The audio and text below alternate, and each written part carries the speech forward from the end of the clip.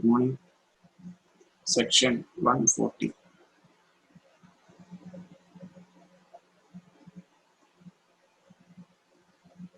The important section. Removal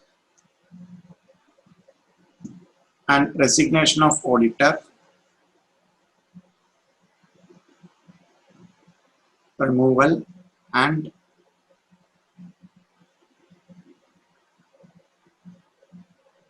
resignation of auditor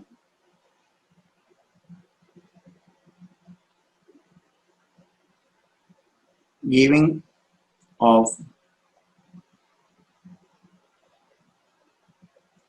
special notice. Removal and resignation of auditor giving of special notice. Then section 140 subsection 1.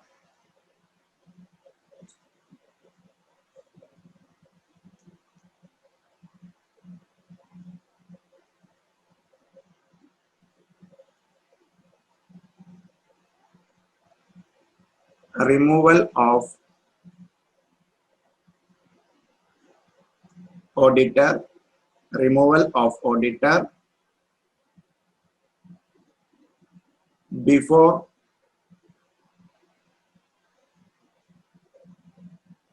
expiry of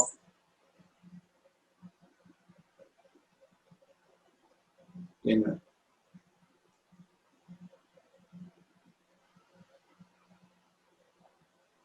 So, we section 139 പ്രകാരം നമ്മൾ ഓഡിറ്റേഴ്സിന്റെ അപ്പോയിന്റ്മെന്റിനെ കുറിച്ച് പഠിച്ചിട്ടുണ്ടായിരുന്നു. Section 139 subsection 2 പ്രകാരം ഓഡിറ്റേഴ്സിനെ ഒരു individual ഓഡിറ്ററിനെ എത്ര നാളത്തേക്കായിരിക്കും appoint ചെയ്യുന്നത്? 5 years. So 5 years. അതിനകത്ത് use ചെയ്യുന്ന ഒരു എക്സാക്ട് വേർഡ് പറയണം. 5 years. One term of continuous 5 years. Okay. Then 139 substitution to ഒരു firm ആണെങ്കിൽ 2 terms of continuous 10 years ആണ് വരുന്നത്. 5 years in 2 terms. Okay. So that means 5 year and 10 year. So ഇതിനകത്ത് പറയുന്നത് removal of auditor before expiry. So നമ്മൾ 139 subsection 1 പല ഓഡിറ്റേഴ്സിന്റെ appointment government company അല്ലെങ്കിൽ അതിനകത്തൊക്കെ ഒരു എന്ന് വരെ ഓഫീസ് ഹോൾഡ് ചെയ്യും എന്ന് പറയുന്നുണ്ട്. ആ പറയുന്ന ടെന്യൂറിന് മുമ്പ് ഓഡിറ്ററെ റിമൂവ് ചെയ്യണമെന്നുണ്ടെങ്കിൽ സോ ഈ സെക്ഷൻ 140 സബ്സെക്ഷൻ 1 പ്രകാരം പറയുന്ന പ്രൊവിഷൻസ് ആണ് കംപ്ലൈ ചെയ്യേണ്ടത്. അതിൽ പറയുന്ന പ്രൊവിഷൻസ് ആണ് കംപ്ലൈ ചെയ്യേണ്ടത്. സോ ഫസ്റ്റ് പോയിന്റ് എഴുതുക. The auditor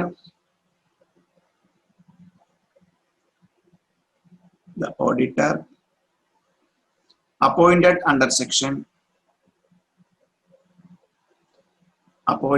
the auditor appointed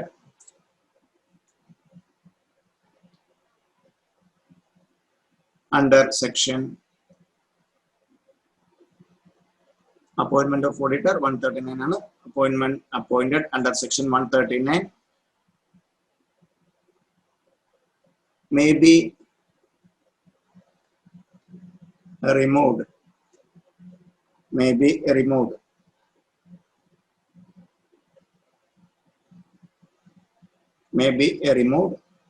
from his office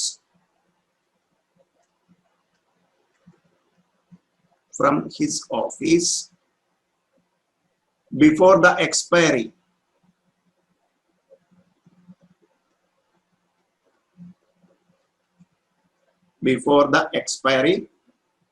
of his term.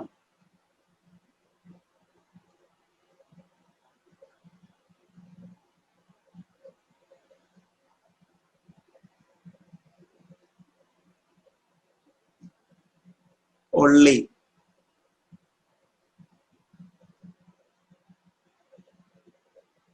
first point by passing a special resolution, underline or different in by passing a special resolution by passing a special resolution of the company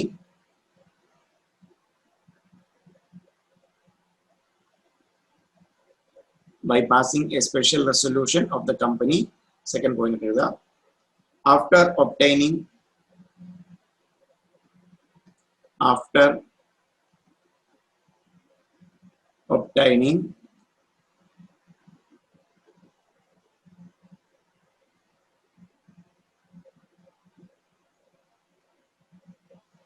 the previous approval of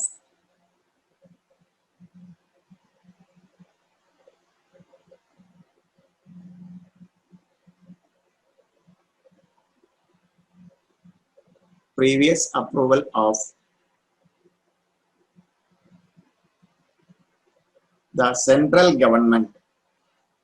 Underline previous approval of central government.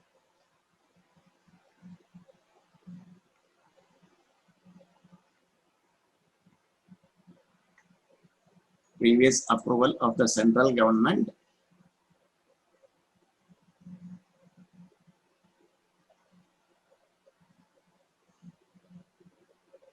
in prescribed manner.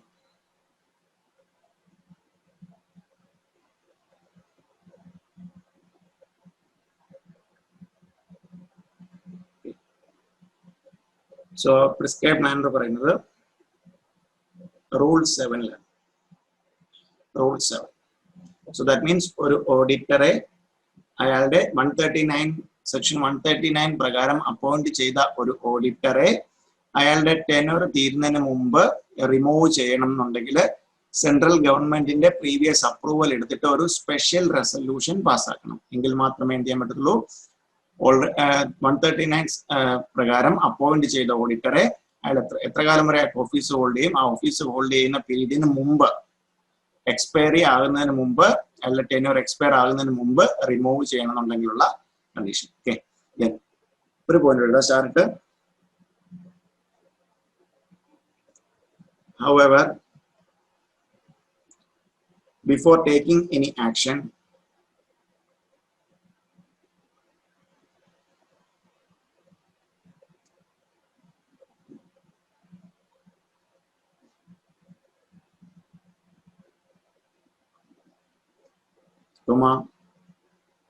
the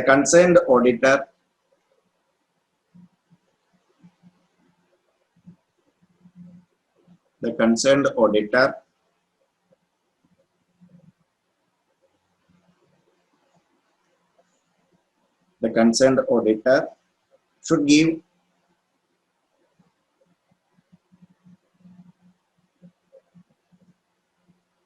an opportunity of being heard.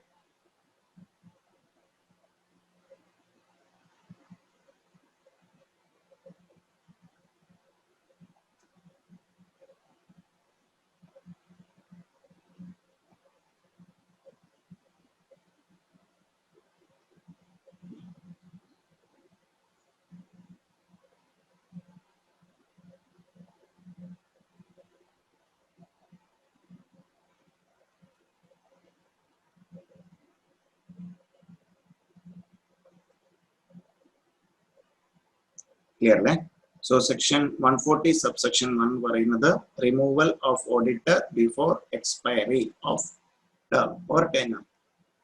So 139 section 139 പ്രകാരം appoint ചെയ്ത ഒരു ഓഡിറ്ററെ അയാളുടെ tenor തീരുന്നതിന് മുമ്പ് remove ചെയ്യാൻ പറ്റും അല്ലെ, നമ്മൾ അവിടെ പറഞ്ഞിട്ടുണ്ടായിരുന്നു.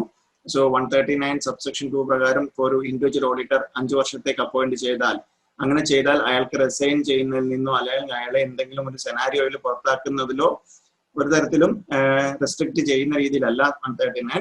അപ്പോയിന്റ് ചെയ്യുവാണെങ്കിൽ ഈ പീരീഡിലേക്കാണ് അപ്പോയിന്റ് ചെയ്യുന്നത്. സോ പിന്നീട് പറഞ്ഞ ഈ സെക്ഷൻ 140 സബ്സെക്ഷൻ 1 പ്രകാരം മെമ്പേഴ്സിന് അയാളുടെ ടെന്യൂർ തീരുന്നതിന് മുമ്പ് അയാളെ പുറത്താക്കണം എന്നുണ്ടെങ്കിൽ പുറത്താക്കാം, പക്ഷെ ചുമ്മാ അവരെ പുറത്താക്കാൻ പറ്റില്ല. സെൻട്രൽ ഗവൺമെന്റിന്റെ അപ്രൂവൽ വാങ്ങിച്ചിട്ട് ഒരു സ്പെഷ്യൽ റെസൊല്യൂഷൻ പാസ്സാക്കണം. സോ അങ്ങനെ ഒരു ഓഡിറ്ററെ പുറത്താക്കുന്നതിന് മുമ്പ് എന്താണ് അയാൾക്ക് reasonable opportunity of being heard, അയാൾക്ക് അയാളുടെ ഭാഗം പറയാനുള്ള ഒരു അവസരം കൂടെ കൊടുക്കണം. ക്ലിയർ അല്ലേ? സാർ ഈ 139 സബ്സെക്ഷൻ 2 കുറെ ആപ്ലിക്കബിലിറ്റി പറയുന്നില്ലേ? അപ്പൊ അതിനകത്ത് പറയാത്ത കമ്പനി ആണെങ്കിൽ അതിനകത്ത് അവർക്ക് ഒരു നമുക്ക് എത്ര കാലം വേണമെങ്കിലും ഓഡിറ്ററായിട്ട് അപ്പോയിന്റ് ചെയ്യാം. നമുക്കിപ്പോ ഇവിടെ കാണുന്ന നോർമൽ പ്രൈവറ്റ് കമ്പനീസിനെല്ലാം വർഷം കഴിഞ്ഞ് AGM അടുത്ത AGM വരെ ആയിരിക്കും അപ്പോയിന്റ് ചെയ്യുന്നത്. അയാൾ അടുത്ത AGM എന്തെങ്കിലും റീ അപ്പോയിന്റ് ചെയ്യും, അല്ലെങ്കിൽ വേറെ ആളെ അപ്പോയിന്റ് ചെയ്യും. ആ AGM മുമ്പ് പുറത്താക്കണം എന്നുണ്ടെങ്കിൽ നോർമൽ സെനാരിയോയില് എവറി AGM. സോ 139 സബ്സെക്ഷൻ 2 ആ പറഞ്ഞ ലിസ്റ്റിൽ പെടാത്ത കമ്പനി ആണെങ്കിൽ നോർമലി ദാറ്റ് മീൻസ് ഒരു പ്രൈവറ്റ് കമ്പനി, ആലപ്പുഴയിലൊക്കെ ഉള്ള ഒരു പ്രൈവറ്റ് കമ്പനി ഓഡിറ്റർ ആണെന്നുണ്ടെങ്കിൽ സോ ഈ AGM അപ്പോയിന്റ് ചെയ്യും, അടുത്ത AGM വരെ ആയിരിക്കും. സോ അടുത്ത AGM അയാളെ അപ്പോയിന്റ് ചെയ്യാം, റീ അപ്പോയിന്റ് ചെയ്യാം, അപ്പോയിന്റ് ചെയ്യാതിരിക്കാം. സോ അയാളുടെ ടെനൂർ കഴിഞ്ഞു. സോ ഒരു AGM അപ്പോയിന്റ് ചെയ്തു, അയാൾ ആ ഓഡിറ്റർ എന്തെങ്കിലും ഫ്രോഡ് കാണിച്ചു എന്ന് തോന്നുകയാണെങ്കിൽ ആ AGM മുമ്പ് എന്ത് ചെയ്യാം, ഓഡിറ്ററെ പുറത്താക്കാം. സോ ബാക്കിയുള്ള 139 പ്രകാരമുള്ള ഏത് ഓഡിറ്ററെയും ഓഡിറ്റർ അപ്പോയിന്റ് ചെയ്യുന്നത് 139 സബ്സെക്ഷൻ 2 പ്രകാരം മാത്രമല്ലല്ലോ. നമ്മളായിട്ട് ഒരുപാട് സെക്ഷൻസ് പറയുന്നത്. ഇവിടെ പ്രത്യേകം ശ്രദ്ധിച്ചാൽ മനസ്സിലാവും 139 സബ്സെക്ഷൻ 2 എന്നല്ല പറഞ്ഞിരിക്കുന്നത്. സോ ഒരു 139 സബ്സെക്ഷൻ 2 ആണ് നമുക്ക് നോർമലി ഒരു എക്സാമ്പിൾ ഒക്കെ എടുക്കാവുന്നത്, 5 ഇയർ അല്ലെങ്കിൽ 10 ഇയർ എന്ന് പറയുന്നത്. ബാക്കി കേസിലെല്ലാം എന്താണ്, till the conclusion of AGM. So അങ്ങനെ ഒരു AGM മുമ്പ് തന്നെ പുറത്താക്കണം എന്നുണ്ടെങ്കിൽ ഈ പറയുന്ന പോലെ 140 സബ്സെക്ഷൻ 1 ആപ്ലിക്കബിൾ ആണ്. Clear?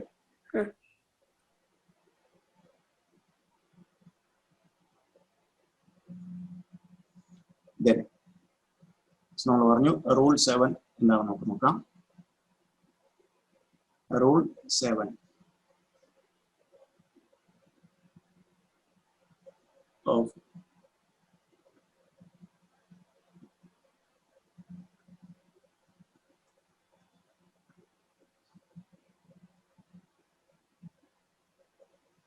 സോ നമ്മൾ പറഞ്ഞിട്ടുണ്ട് central government in prescribed manner as per rule 7 of rule 7 പ്രകാരമാണ് സെൻട്രൽ ഗവൺമെന്റിൽ നിന്ന് പ്രീവിയസ് അപ്രൂവൽ വന്നിട്ടുള്ളത്. സോ അത് നോട്ട് ചെയ്യാം. First point,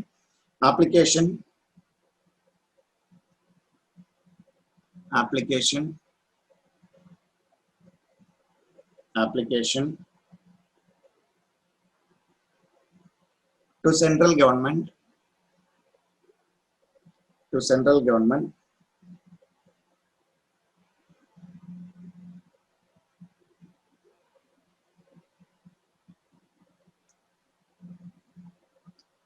shall be made within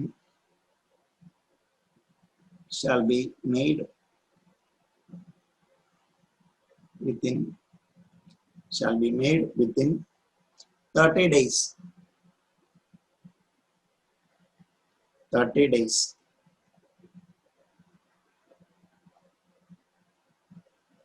of passing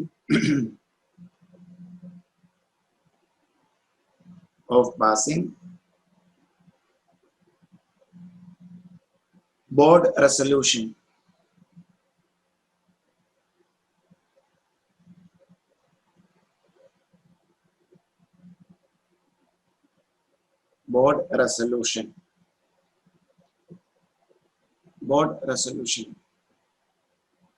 in form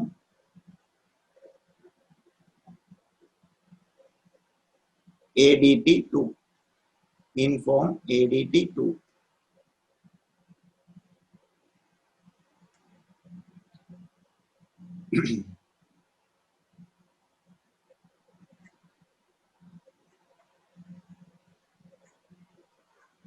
so central ഗവൺമെന്റിലേക്ക് ഒരു application അയച്ചിരിക്കണം.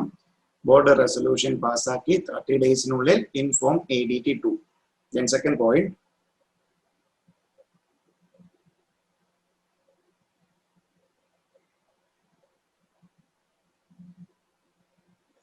the company shall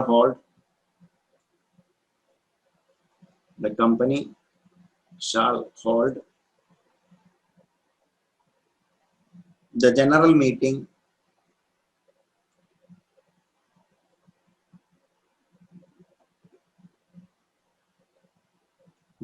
meeting within 60 days.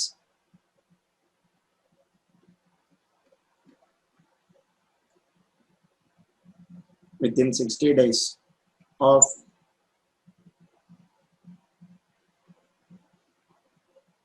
receipt of approval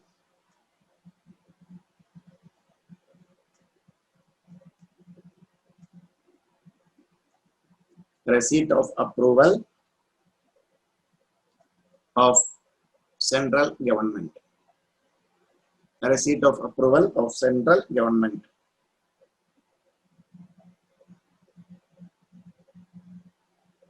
For passing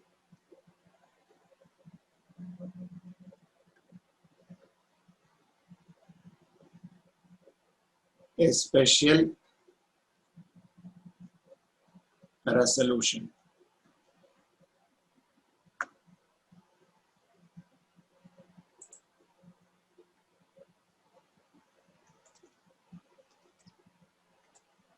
Passing a special resolution.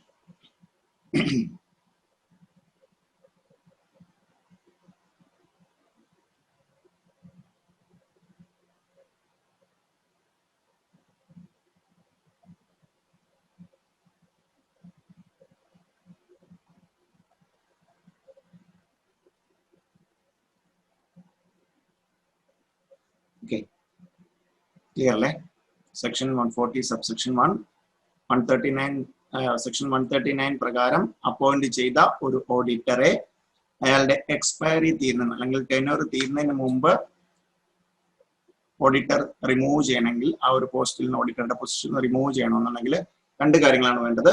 Special resolution plus prior approval previous approval of central government. Okay, so അതിനു മുമ്പ് എന്ത് പറഞ്ഞിട്ടുണ്ട്? Before taking any action A reasonable opportunity of being haired should be given to that particular auditor. Okay, so rule 7 പറയുന്ന rule 7 പ്രകാരമായിരിക്കും എന്ന് പറയുന്നുണ്ട്. So ഒന്ന് ശ്രദ്ധിക്കുക. That means before taking any action, a reasonable opportunity. So that means നമുക്ക് നോക്കുകയാണെങ്കിൽ reasonable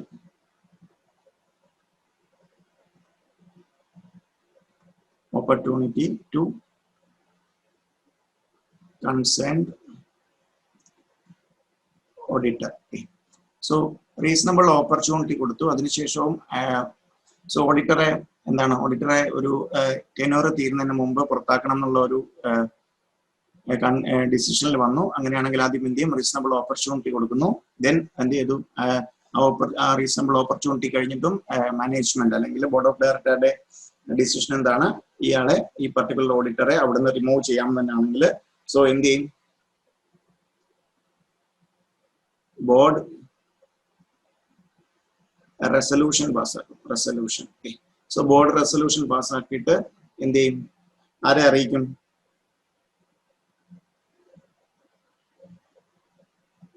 30 ഡേയ്സില് ആരെ അറിയിക്കണം? Central ഗവൺമെന്റിനെ in form ADT 2. Okay. So central ഗവൺമെന്റിനെ ഫോം ADT 2 അറിയിക്കും. ഓക്കെ, സോ പിന്നെ എന്താണ് step? Central government approval. So central government approval കിട്ടിയാൽ എത്ര ദിവസത്തിനുള്ളിലാണ് പിന്നെ ജനറൽ മീറ്റിംഗ് കൂടേണ്ടത്? 60 days. General meeting. ജനറൽ മീറ്റിംഗിൽ എന്ത് ചെയ്തിരിക്കണം? Special resolution to pass special resolution. ആ സ്പെഷ്യൽ റെസൊല്യൂഷൻ വെറും റെസൊല്യൂഷൻ എഴുതിയാൽ എൻറ്റയർ ആൻസർ വെട്ടികളെ. To pass special resolution. So ഇതാണ് അതിനകത്ത് വരുന്ന സ്റ്റെപ്സ്. ക്ലിയർ അല്ലേ? Section 140 subsection 1. Okay, sir. Okay.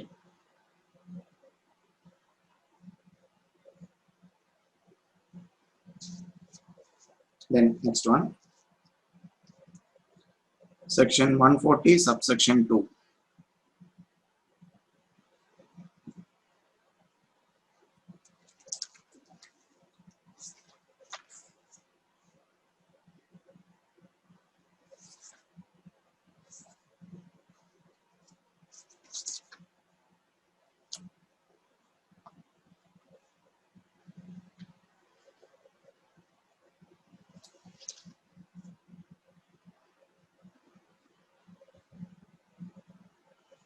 Section 140, subsection 2.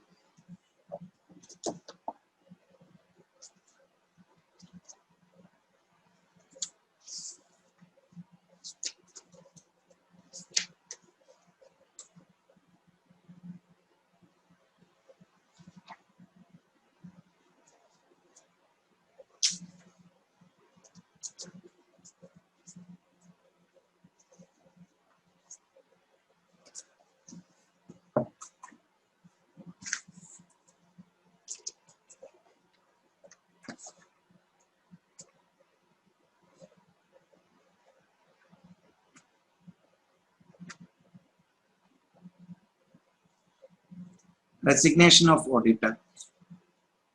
Resignation of auditor.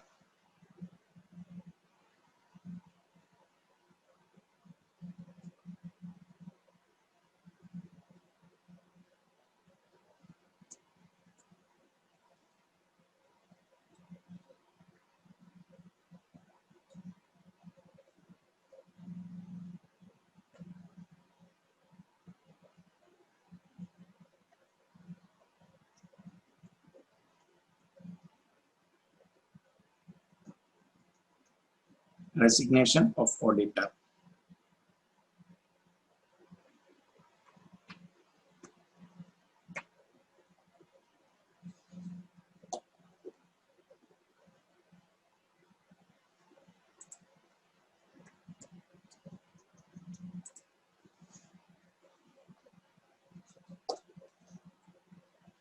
The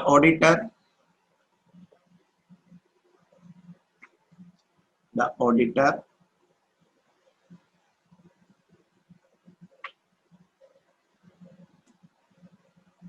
who has resigned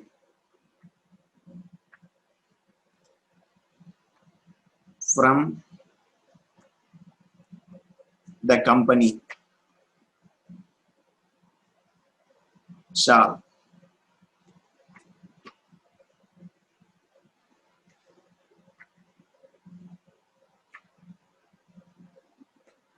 file a statement, shall file a statement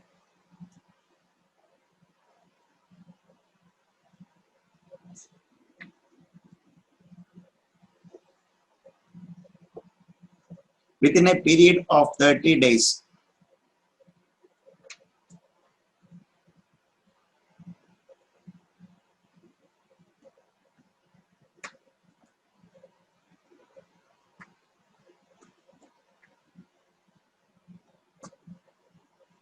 within a period of 30 days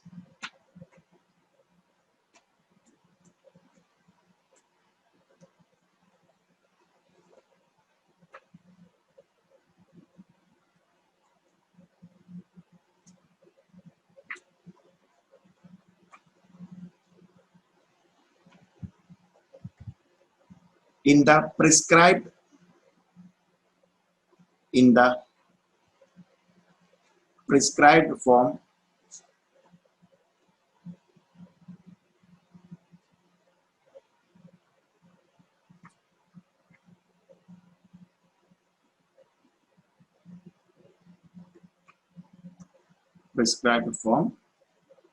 in bracket prescribed form हो गया ADT3 ആണ് prescribed form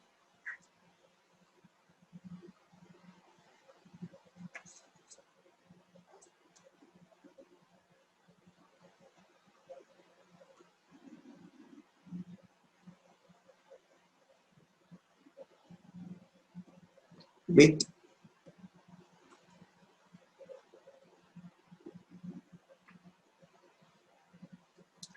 the first one company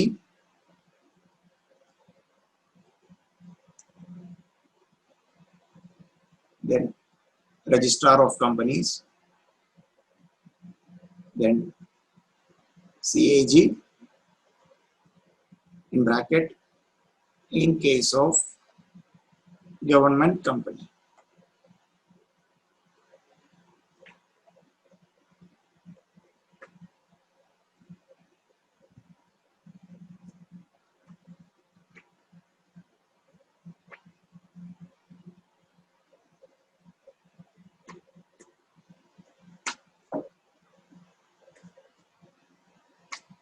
Next point, stating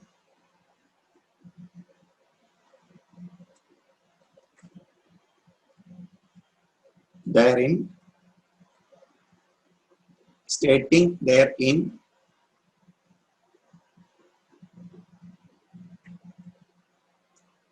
reasons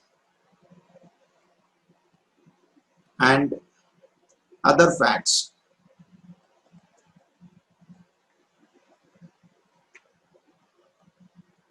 relating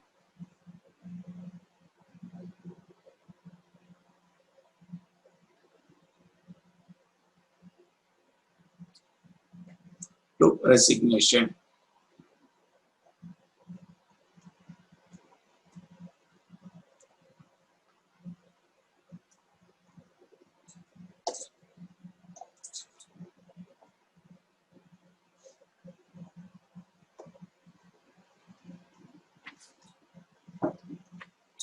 So 140 subsection 2 പറയുന്നത് ഓഡിറ്റർക്ക് resign ചെയ്യാം, കമ്പനിയിൽ നിന്ന് resign ചെയ്യാം. പക്ഷേ കമ്പനിയിൽ എന്തെങ്കിലും ഓഡിറ്റർ ഫ്രോഡ് ഉണ്ടെന്ന് പറഞ്ഞു, management is not ready to accept, then ആ കേസിൽ അല്ലെങ്കിൽ auditor is not able to obtain sufficient appropriate audit evidence, ആ കേസിലൊക്കെ എന്ത് ചെയ്യാം? ഓഡിറ്റർക്ക് റിസൈൻ ചെയ്യാം. ചുമ്മാ അങ്ങ് ഞാൻ റിസൈൻ ചെയ്യാന്ന് പറഞ്ഞ് പോവല്ല ചെയ്യുന്നത്. ഓഡിറ്റർ അങ്ങനെ ചെയ്യുവാണെങ്കിൽ file A statement within 30 days. So form ADT3 കമ്പനിയെ അറിയിച്ചിരിക്കണം. അതുകൂടാതെ ROC അറിയിച്ചിരിക്കണം. ഗവൺമെന്റ് കമ്പനി ആണെങ്കിൽ അപ്പോയിന്റ് ചെയ്തിരിക്കുന്ന ആരായിരിക്കും? Controller and auditor general of India ആയിരിക്കും. അതുകൊണ്ട് തന്നെ ഗവൺമെന്റ് കമ്പനി ആണെന്നുണ്ടെങ്കിൽ ആരെയും കൂടെ അറിയിച്ചിരിക്കണം ഓഡിറ്റർ റെസിഗ്നേഷൻ. CAG കൂടെ അറിയിച്ചിരിക്കണം. എന്താണ് അതിനകത്ത് എന്തൊക്കെ പറഞ്ഞാൽ? Stating the reasons and other facts relating to, എന്തുകൊണ്ടാണ് ഇങ്ങനെ ഒരു റെസിഗ്നേഷൻ കൊടുക്കുന്നതെന്നുള്ള റീസൺ സ്റ്റേറ്റ് ചെയ്തിരിക്കണം. ഓഡിറ്റർ ഡ്യൂട്ടിയാണ്. അല്ലെങ്കിൽ ഞാൻ നാളെ മുതൽ ഓഡിറ്ററിന് വരുന്നില്ല എന്ന് വാക്കാൽ പറഞ്ഞിട്ട് അവിടെ നിന്ന് ഇറങ്ങാൻ പറ്റില്ല. ഓഡിറ്റർ ആരെ അറിയിച്ചിട്ടാണ്? കമ്പനിയെയും ROCയെയും. ഗവൺമെന്റ് കമ്പനി ആണെങ്കിൽ അപ്പോയിന്റിംഗ് അതോറിറ്റി ആയിട്ടുള്ള സെൻട്രൽ ഗവൺമെന്റിനെയും അറിയിച്ചിരിക്കണം. I'm resigning from this the post of auditor, the office of auditor due to so and so reason. Clearly.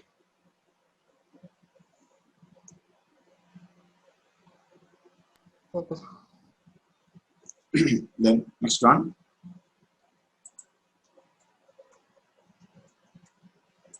Section 140 subsection 3. Section 140 subsection 3.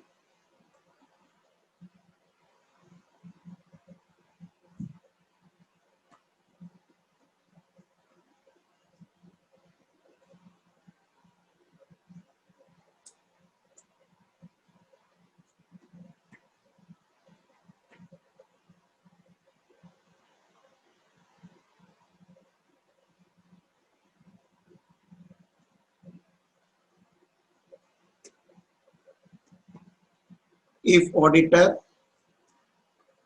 the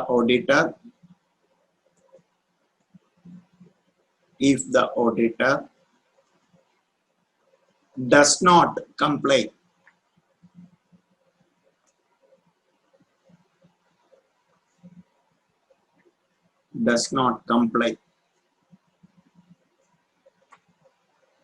with the provisions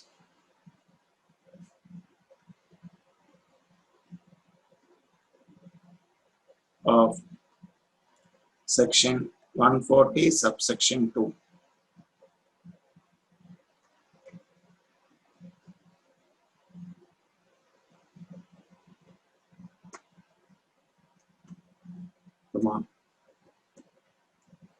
he or it shall be liable to a penalty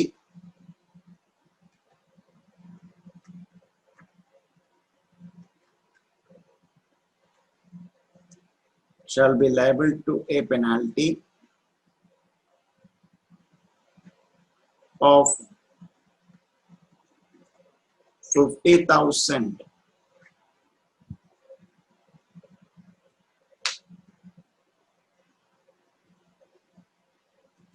or an amount equal to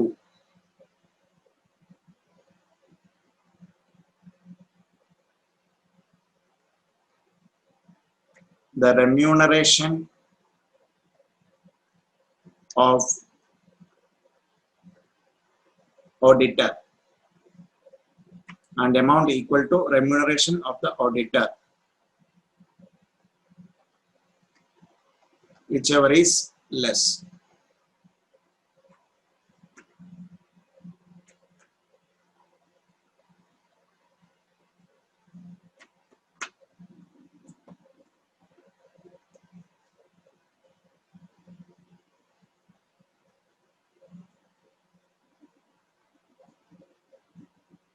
Whichever is less.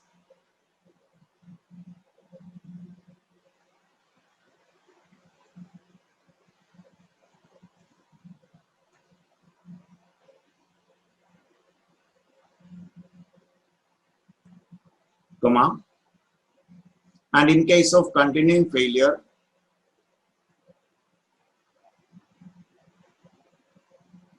and in case of continuing failure, in case of continuing failure, comma, with further penalty of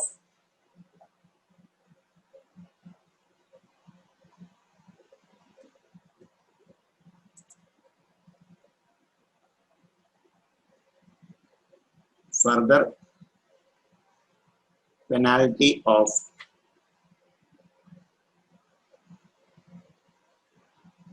500 rupees, rupees 500 for each day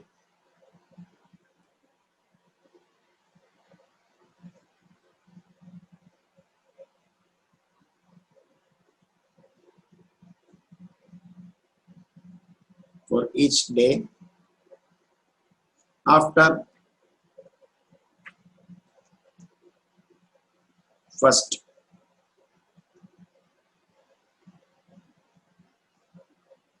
during which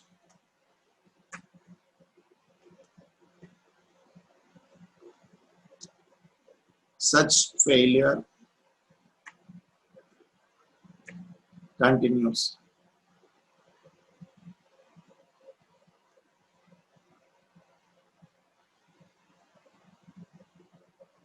Subject to maximum of rupees 2 lakhs.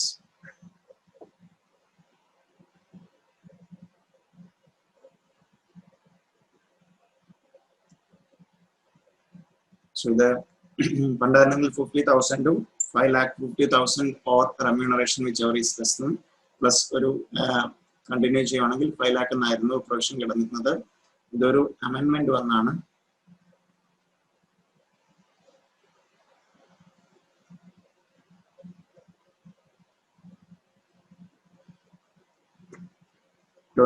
December 2020.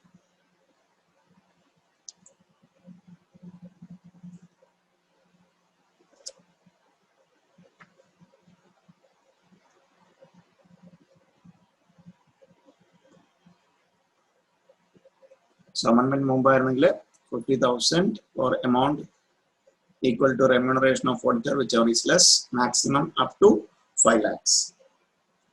So after amendment subject to maximum of 2 lakhs. So every day അതിനുശേഷം 31ാമത്തെ ദിവസം മുതൽ every day 500 rupees each day after the first during which such failure continues subject to a maximum of 2 lakhs rupees.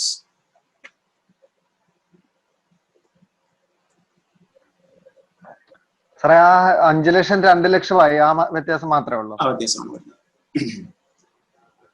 So നമ്മുടെ 21st December 2020 അങ്ങനെ ഒരു അമെൻമെന്റ് വന്നിരിക്കുന്നത്. അതിനു മുമ്പായിരുന്നെങ്കിൽ 50,000 to 5 lakh ആയിരുന്നു മാക്സിമം. ഇവിടെ ഇപ്പോൾ subject to maximum of 2 lakhs.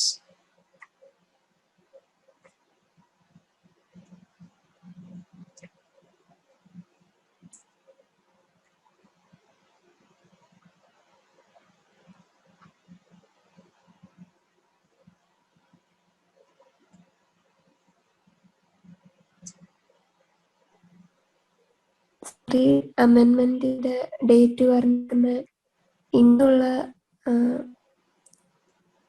ഫോൾട്ടിന് വേണ്ടിയാണ്. ഇതിന് മുന്നേ നടത്തിയതിനും ഫൈലാക്കാണ് അപ്പൊ എടുക്കണ്ടേ? ഇപ്പൊ ഒരു ക്വസ്റ്റ്യനില്ലേ ഈ ഡേറ്റിന് മുന്നത്തെ കാര്യം പറയുന്നെങ്കിൽ മുമ്പാണെങ്കിൽ മറ്റേ അറ്റേ വരത്തുള്ളൂ. അമെൻമെന്റ് വരിക്കുന്നതിന് അതിനുശേഷമാണ്. റിട്രോസ്പെക്റ്റീവ് നമ്മൾ എടുക്കുന്ന പീരീഡ് അനുസരിച്ചിട്ടാണ്. സോ ഒരിക്കലും ഈ ഒരു ഡിസംബർ 20 അതിനുശേഷമൊന്നും നോർമലി ഓഡിറ്റർ വരില്ല. വരികയാണെന്നുണ്ടെങ്കിൽ അതിനുശേഷം വരത്തുള്ളൂ. ബിക്കോസ് 30 days ആണ്. ഇതൊന്നും ആലോചിക്കും എത്ര മാസമായി ഡിസംബർ 2020 ശേഷം റൈറ്റ് വരെ ചെയ്തിട്ടില്ല എന്നുണ്ടെങ്കിൽ. സോ അത്രയും കാലം ഒന്നും ഓഡിറ്റർ നോർമലി ഓഡിറ്റർ ചെയ്യാതിരിക്കില്ല, എഡിറ്റ് ഫയൽ ചെയ്യാതിരിക്കില്ല. ബിക്കോസ് ഹ്യൂജ് പെനാൽറ്റി ആണ്. പിന്നീടുള്ള ഓഡിറ്റിനെയൊക്കെ അത് ബാധിക്കും. അതുകൊണ്ട് തന്നെയാണ് ഇങ്ങനെ ഒരു ഓഡിറ്ററുടെ പാർട്ടിൽ നിന്ന് അത് ചെയ്തില്ല, ഞാൻ റിസൈൻ ചെയ്തിട്ടുണ്ടെങ്കിൽ should be communicated with the appropriate authorities as per section 140 subsection 2. ചെയ്തില്ല എന്നുണ്ടെങ്കിൽ 140 സബ്സെക്ഷൻ 3 പ്രകാരം പീനലൈസ് ചെയ്യും. ഓക്കെ, സോ 50,000 ആണ് ഓഡിറ്റർ നോർമൽ സെനാരിയോയിൽ ഓഡിറ്റർ പിന്നെ പീനലൈസ് ചെയ്യുക മീൻസ് അത് ഓഡിറ്ററുടെ പിന്നീടുള്ള ഓഡിറ്റ് കിട്ടുന്നതിന് എലിജിബിലിറ്റി ഒക്കെ ബാധിക്കുന്നതുകൊണ്ട് തന്നെ ഓഡിറ്റർ അത് കംപ്ലൈ ചെയ്ത് പോവുകയാണ് ചെയ്യുന്നത്. Okay,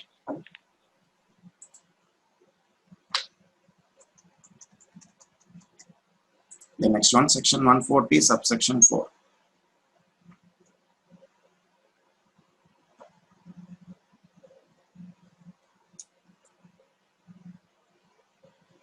A requirement of special notice.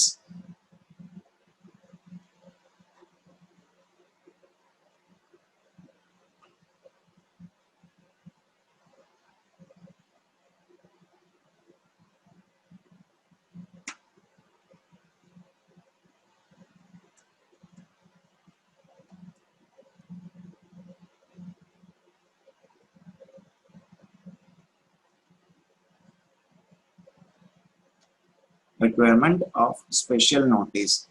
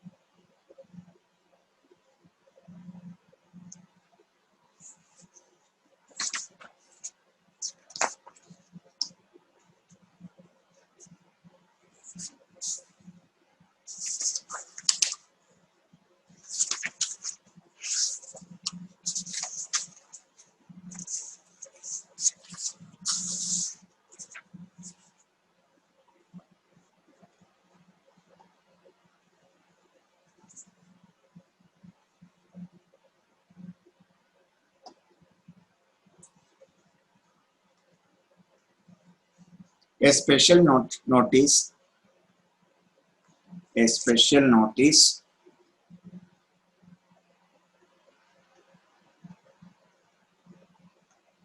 shall be required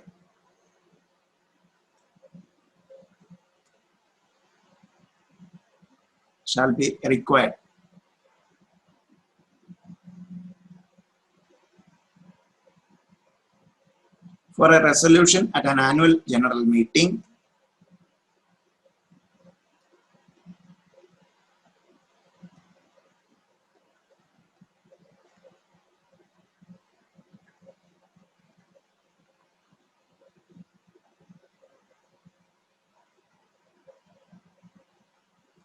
to appoint as an auditor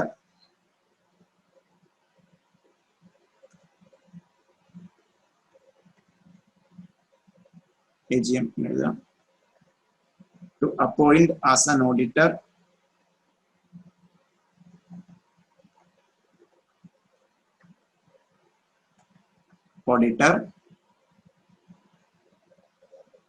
a person other than the retiring auditor. A person other than the retiring auditor. A person other than the retiring auditor.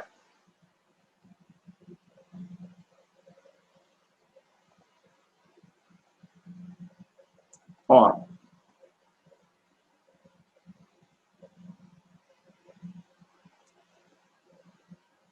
providing expressly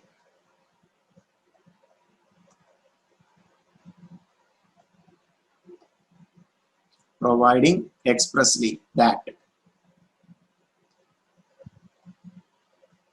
the retiring auditor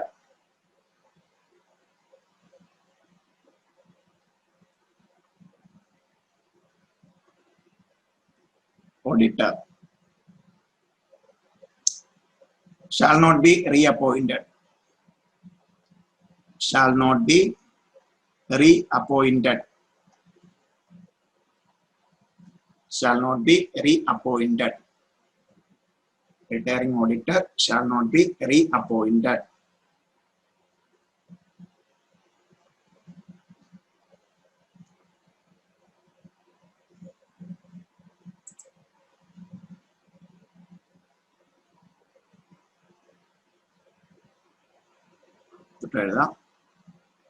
Except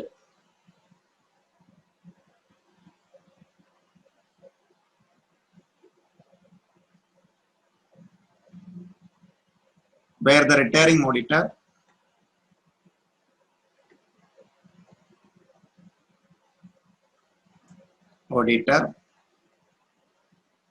has completed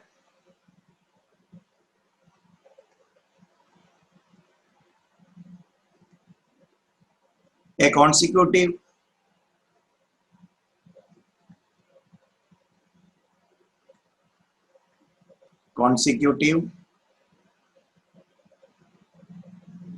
tenure of 5 years or 10 years as the case may be,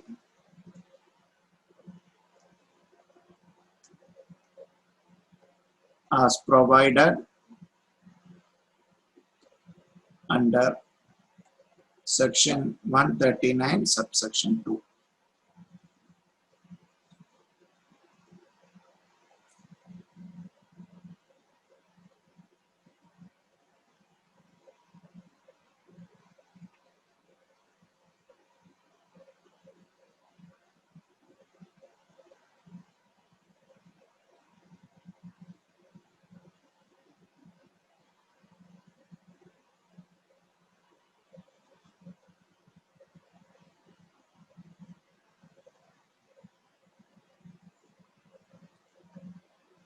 ഇതാണ് section 140 subsection 4 പറയുന്നത്.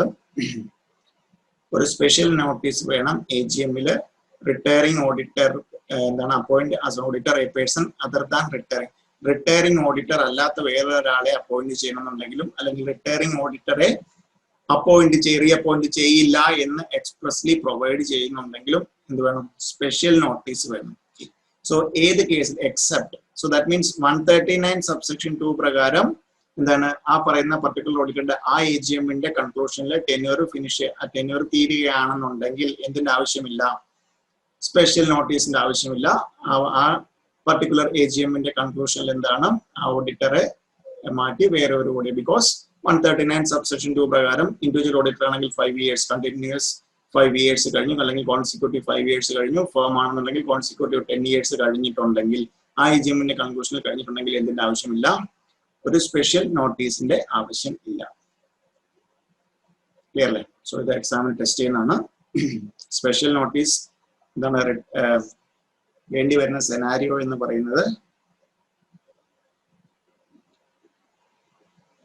Retiring ഓഡിറ്റർക്ക് പകരം വേറൊരു ഓഡിറ്ററെ appoint ചെയ്യുകയോ അല്ലെങ്കിൽ ആ particular AGM-ല് എന്താണ് നമ്മൾ expressly provide ചെയ്യാൻ പോവാണ്? Retiring auditor shall not be reappointed. Retiring ഓഡിറ്ററെ ഒരു കാരണവശാലും റീഅപ്പോയിന്റ് ചെയ്യുന്നില്ല എന്ന് ആ ഒരു AGM-ല് എക്സ്പ്രസ്ലി പ്രൊവൈഡ് ചെയ്യുകയാണെന്നുണ്ടെങ്കിൽ എന്തിന്റെ ആവശ്യമുണ്ട്? Special notice. But in case of 139 subsection 2 അതായത് ഓൾറെഡി ടെനർ കഴിഞ്ഞ ആൾ ഇൻഡിവിജ്വൽ ഓഡിറ്റർ അല്ലെങ്കിൽ പ്രൊപ്പറേറ്റർ ആണെങ്കിൽ 5 years consecutive tenor of 5 years, firm ആണെങ്കിൽ 10 ഇയേഴ്സ് IHMൽ കഴിയുകയാണെന്നുണ്ടെങ്കിൽ എന്തിന്റെ ആവശ്യമില്ല, സ്പെഷ്യൽ നോട്ടീസിന്റെ ആവശ്യമില്ല. ക്ലിയർ അല്ലേ?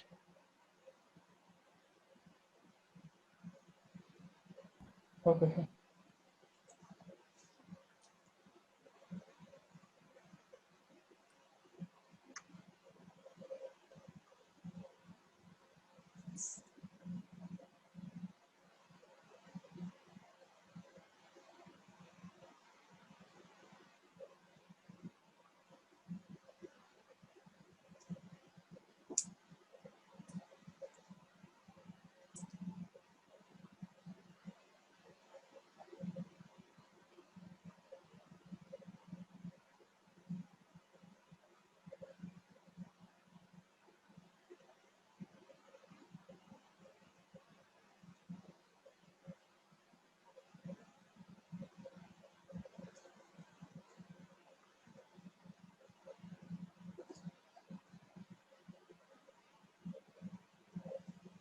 Okay. The steps are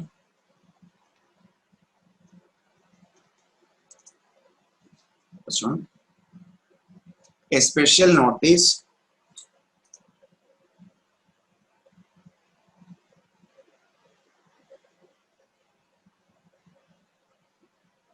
shall be received by company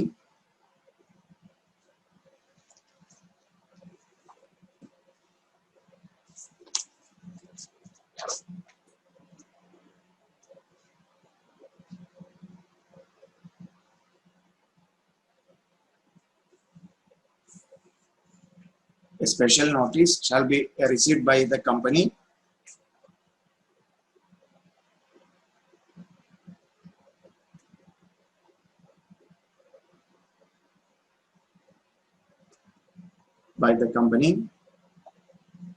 at least 14 days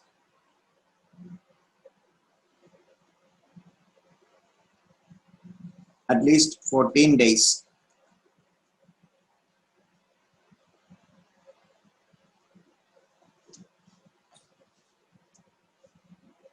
at least 14 days before AGM, before AGM.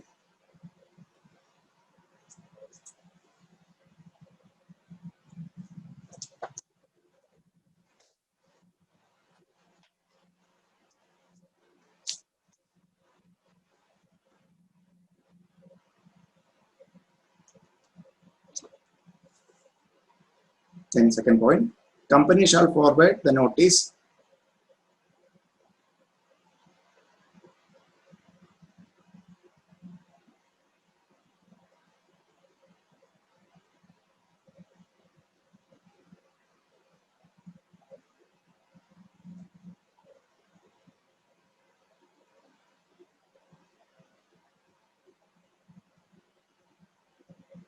immediately to retiring auditor.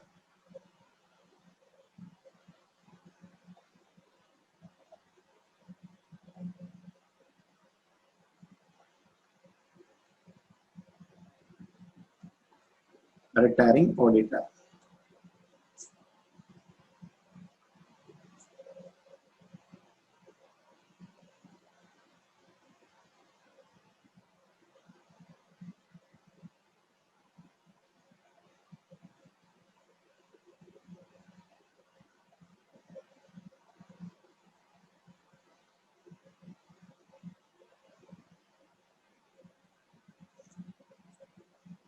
Then next point,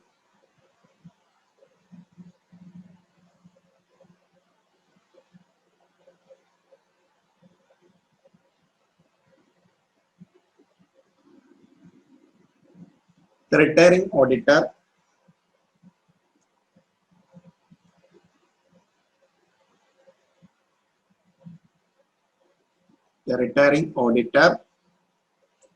has a right of representation.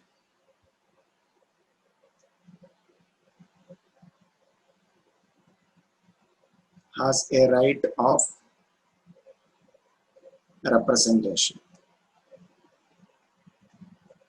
has a right of representation in writing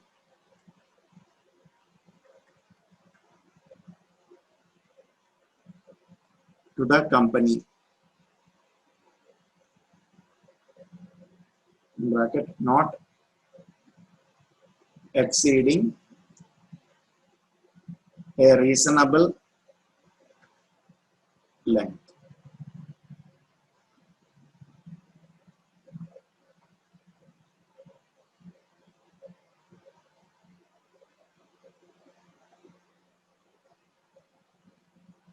And request its notification. Request its notification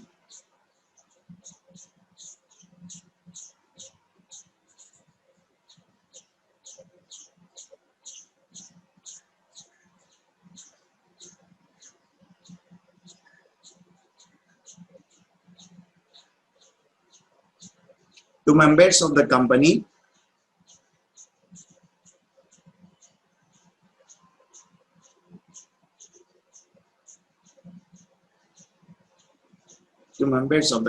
comma, the company shall, unless, members of the company, comma, the company shall, unless, the company shall, unless,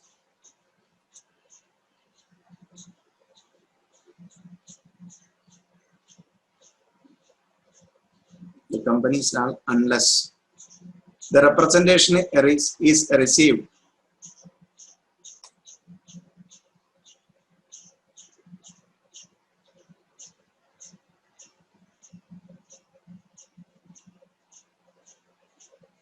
by it too late.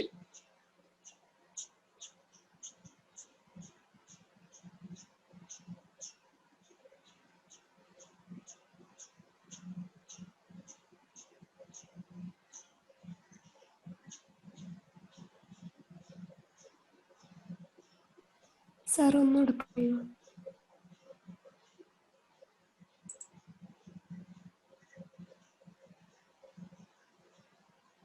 The company shall, unless the representation is received by it too late. Too late. For it to do so. For it to do so.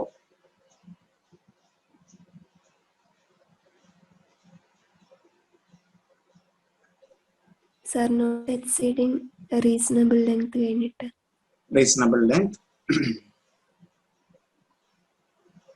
And request its notification to members. Request its notification to members.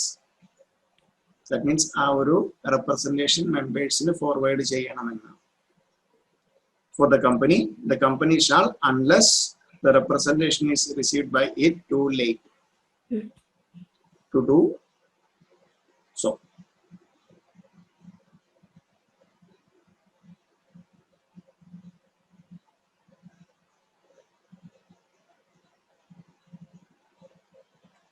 Next point. If the representation is received late,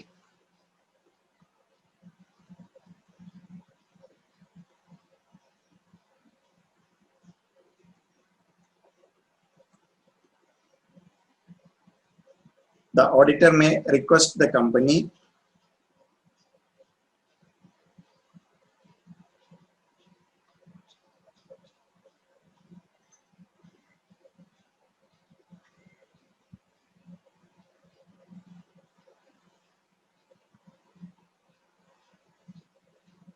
to read out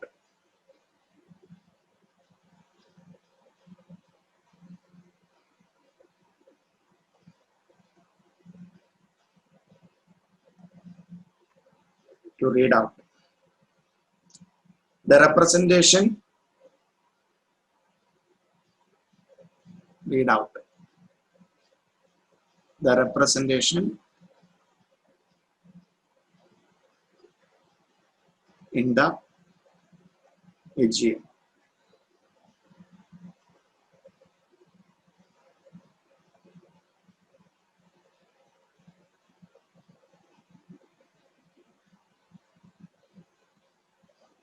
in the AGM.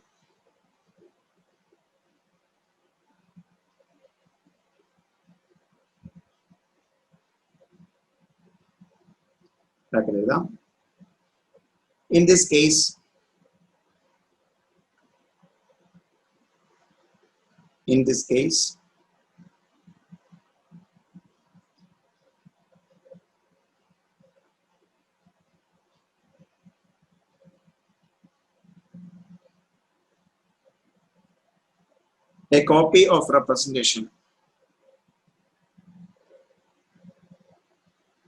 a copy of representation is required to be filed with ROC.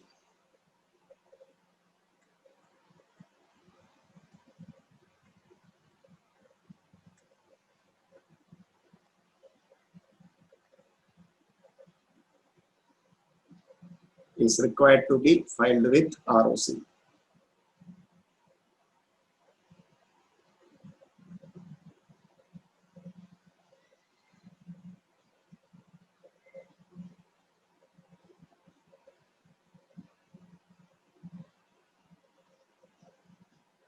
Then next point. Start with them.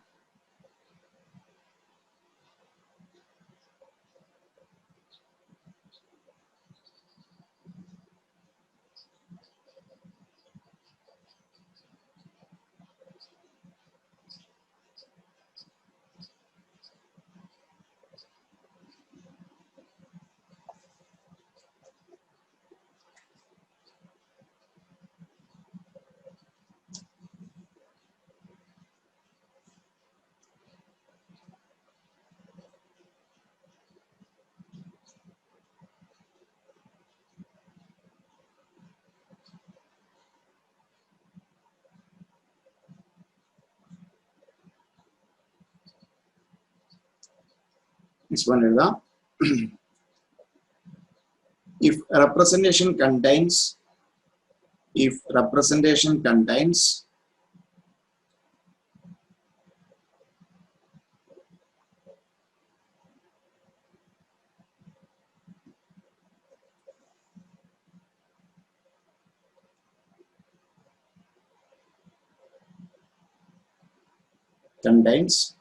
any remarks that appears to be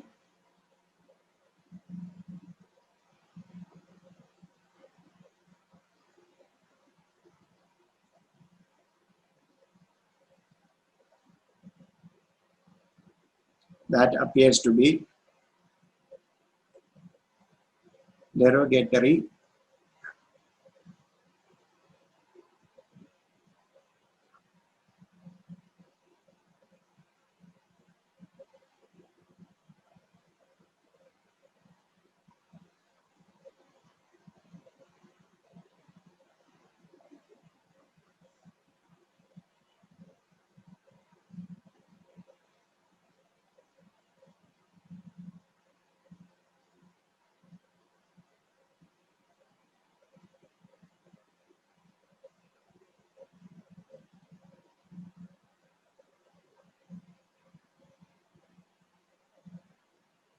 comma, then on application,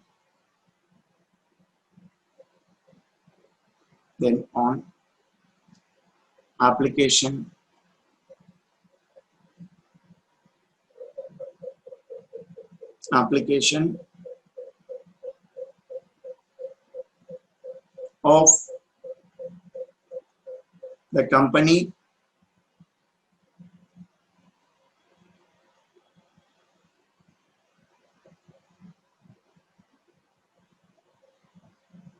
or any other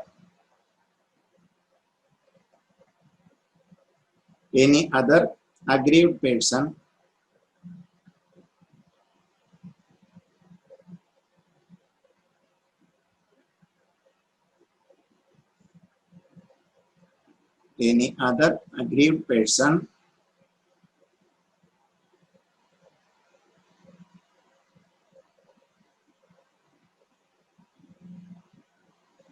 the tribunal, comma, the tribunal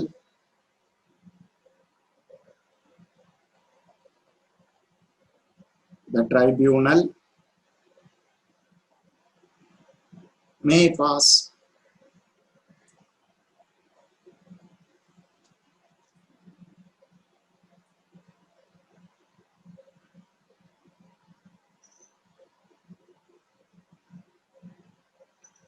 such order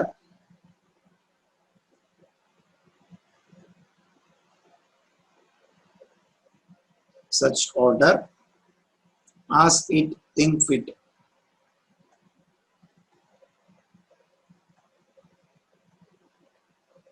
As it think fit.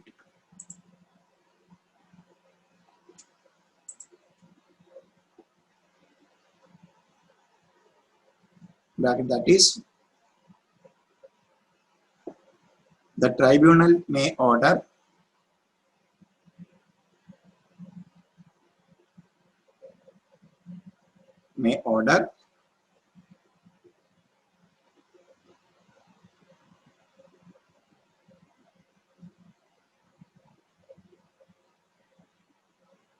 the copy of representation may not be sent. The copy of representation may not be sent. The copy of representation may not be sent, or when and go and the representation need not be read out.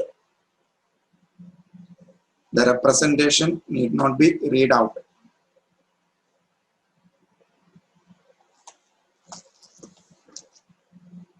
Representation may not be read out at the meeting.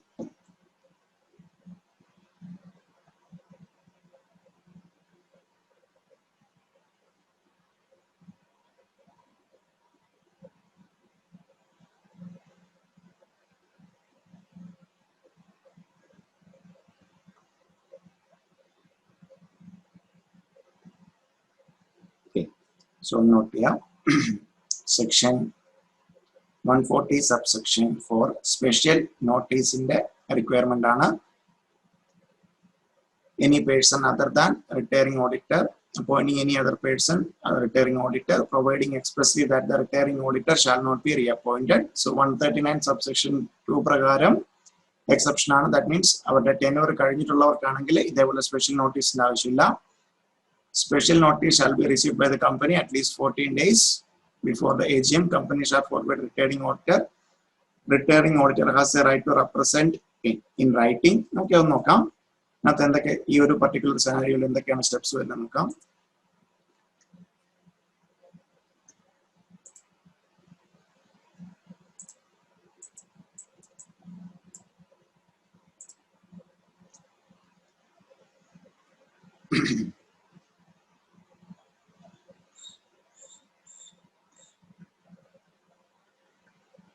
Special notice under section 140 subsection 4.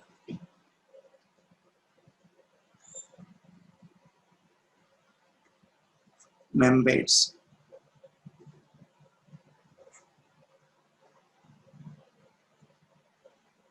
special notice 14 days before AGM. Company 7 days before AGM.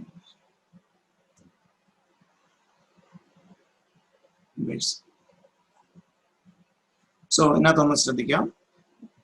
കമ്പനിയിലെ share ഹോൾഡേഴ്സിലെ കുറെ ആൾക്കാർ, so that means ഒരു 51% ഉള്ളവരാകാം. അവർക്ക് തോന്നുകയാണ് ഒരു ഈ ഓഡിറ്ററെ മാറ്റണം. So that means ഒരു സ്പെഷ്യൽ നോട്ടീസ് ആർക്ക് കൊടുക്കുന്നു? 14 days ബിഫോർ കമ്പനിക്ക് കൊടുക്കുന്നു. AGM-നെ 14 ദിവസം മുമ്പെങ്കിലും എന്താണ് കമ്പനിയെ അറിയിച്ചിരിക്കണം. സോ കമ്പനി AGM-ന് 7 ദിവസം മുമ്പ് എന്താണ് എല്ലാ മെമ്പേഴ്സിനെയും അറിയിക്കണം. സോ ഇങ്ങനെ ഒരു സ്പെഷ്യൽ നോട്ടീസ് കിട്ടിയാൽ ദെൻ കമ്പനി എന്ത് ചെയ്യണം? കമ്പനി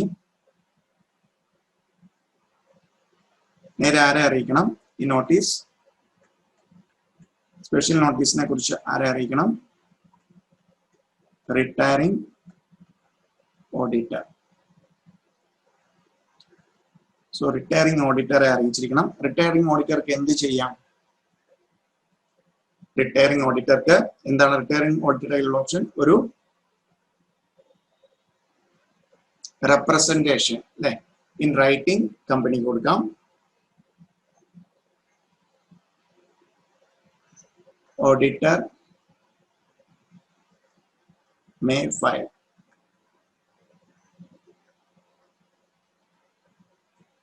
representation in writing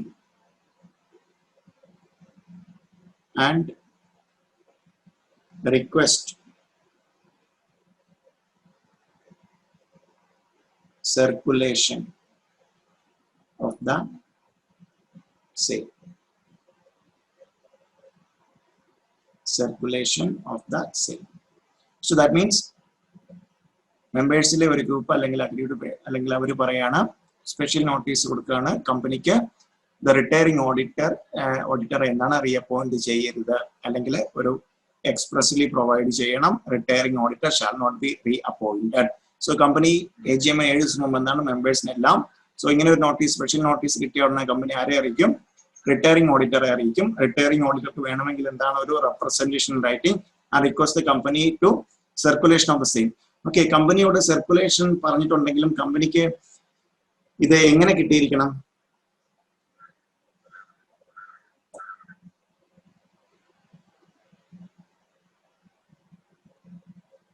കമ്പനിക്ക് ഇത് എങ്ങനെ കിട്ടിയിരിക്കണം? എന്തൊക്കെയാണ് അതിനകത്ത് പറഞ്ഞിരിക്കുന്നത്?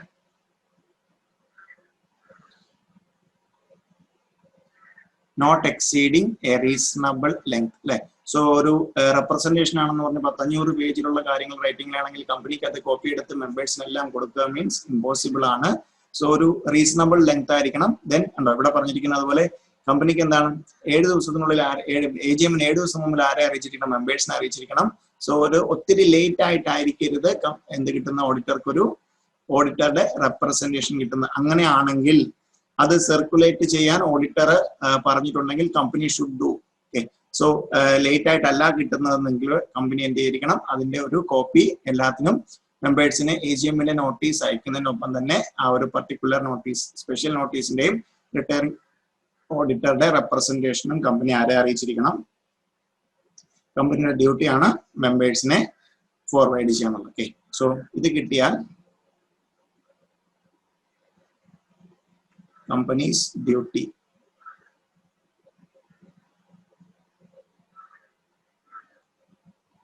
First one,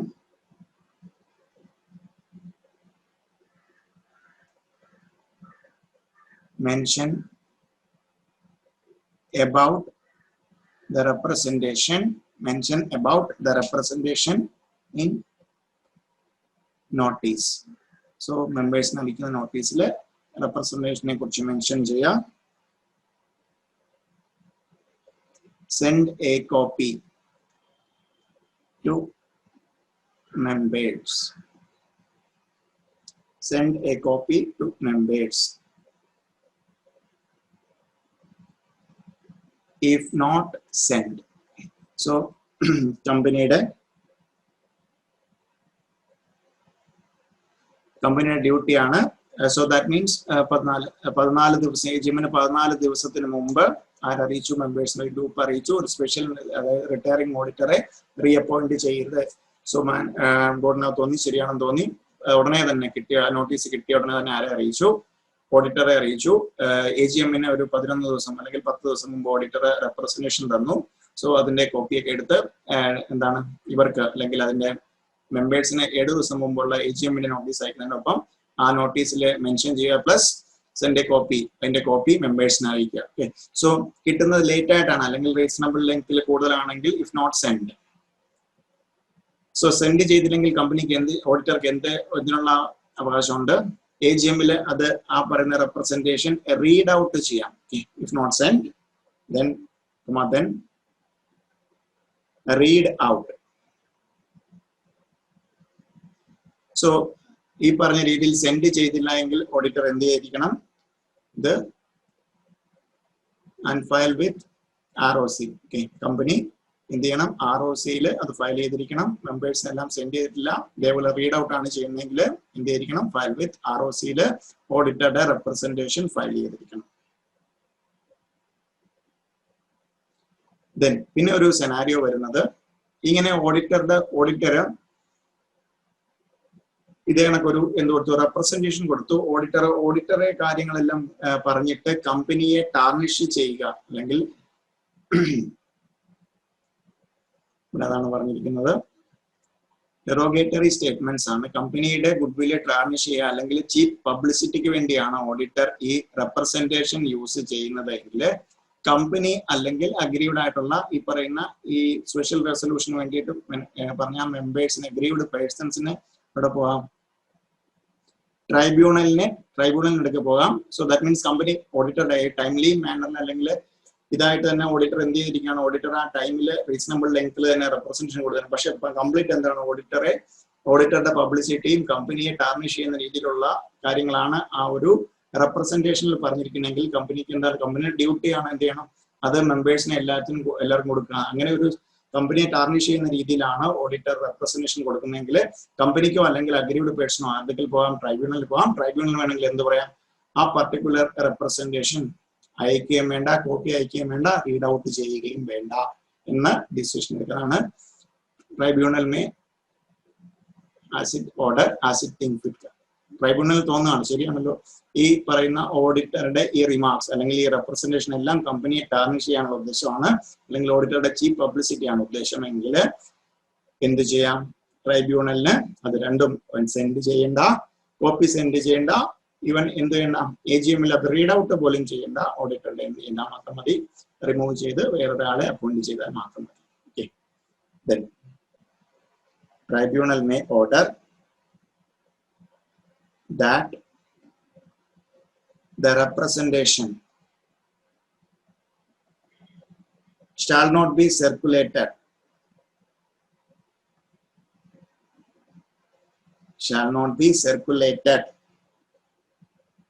and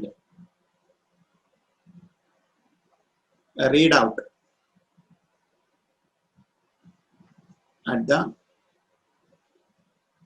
meeting. Shall not be circulated and read out at the meeting. Circulate ചെയ്യുകയും ചെയ്യേണ്ട, മീറ്റിംഗിൽ അത് വായിച്ച് കേൾപ്പിക്കുകയും ചെയ്യേണ്ട എന്നുള്ള ഒരു ഡിസിഷൻ ഓർഡർ ആർക്ക് കൊടുക്കാം? ട്രൈബ്യൂണലിന് കൊടുക്കാം. Okay.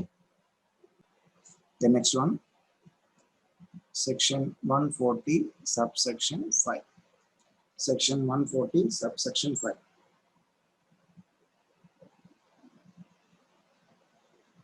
Directions for change of auditor,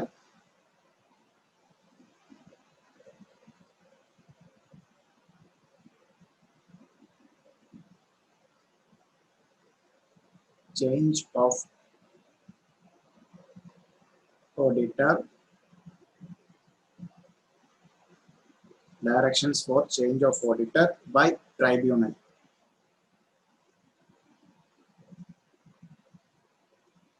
By tribunal.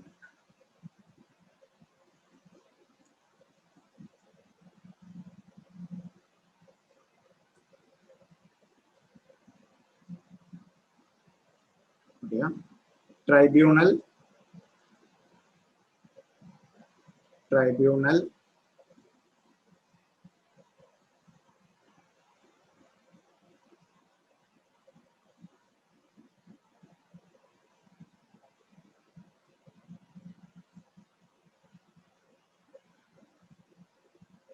either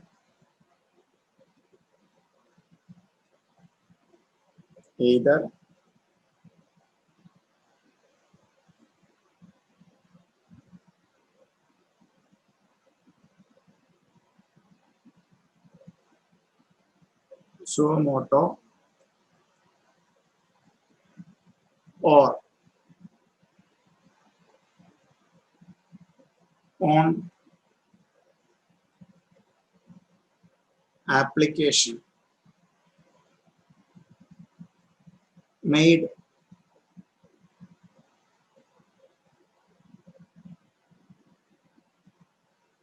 to it by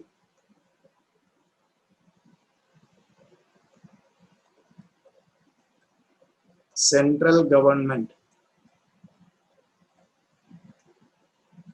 or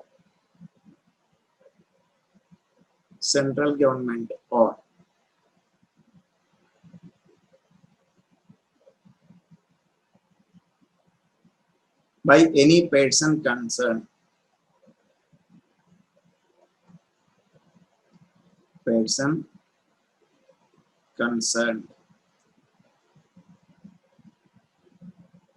By any person concerned.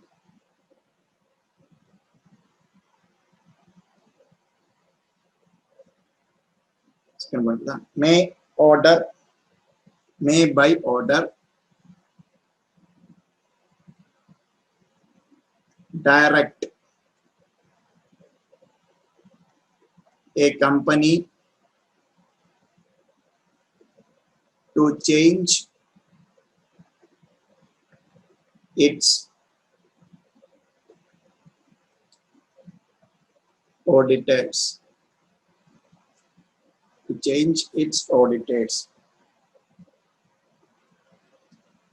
If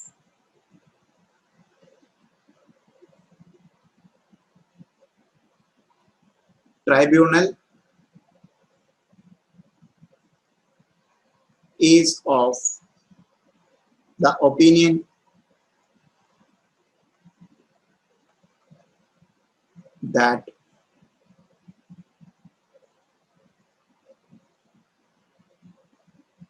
the auditor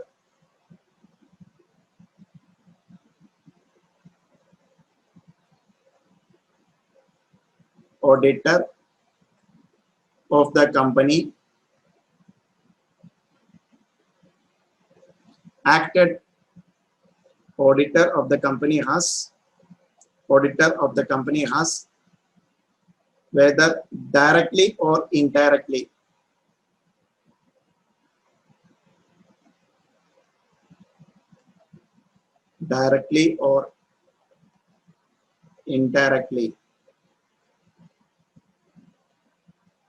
acted in a fraudulent manner acted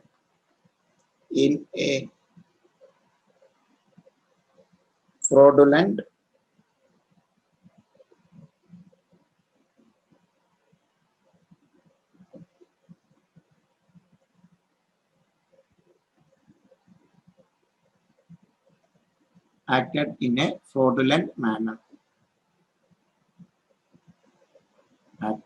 a fraudulent manner. Okay, then next point.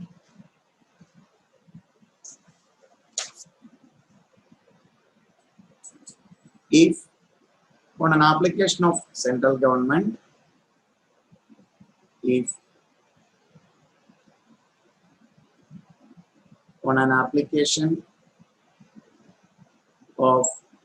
central government, comma, tribunal is of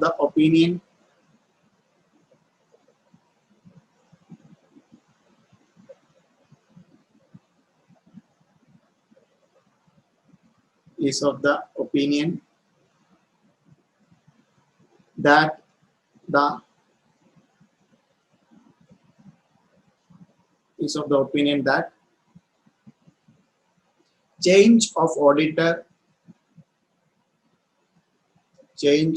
auditor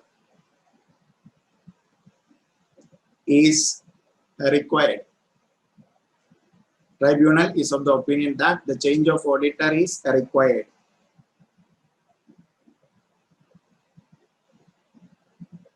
Comma, it shall within 15 days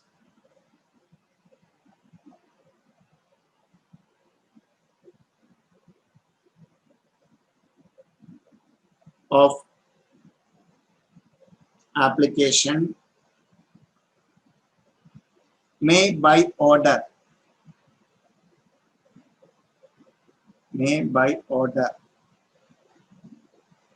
direct that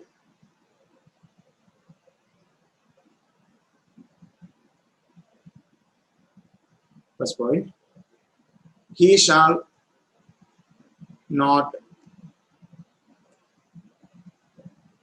function as auditor and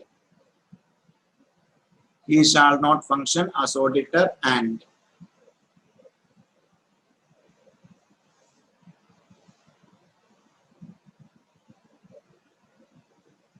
central government may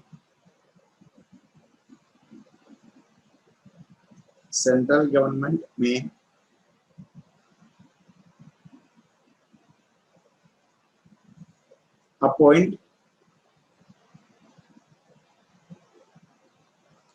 another auditor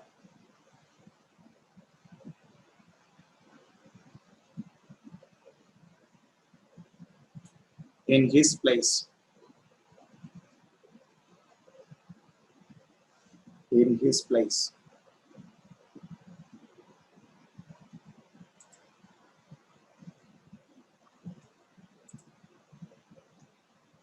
Then started the important.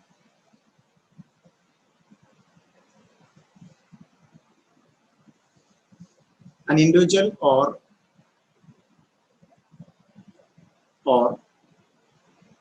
audit firm, an individual or audit firm against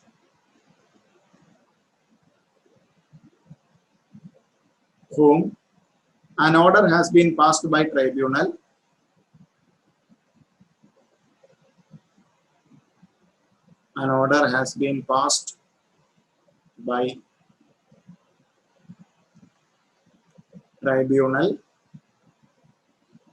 is disqualified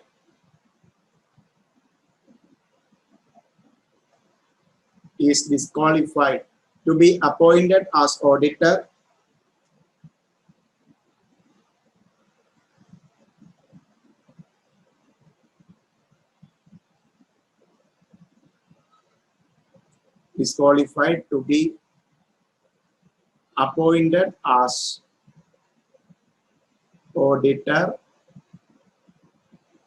of any company, underline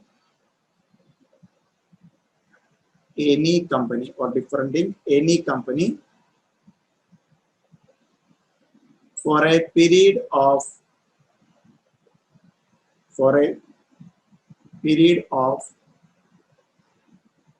5 years. For a period of 5 years.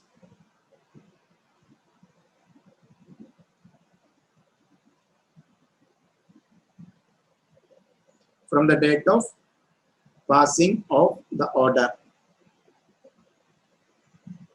From the date of passing of order.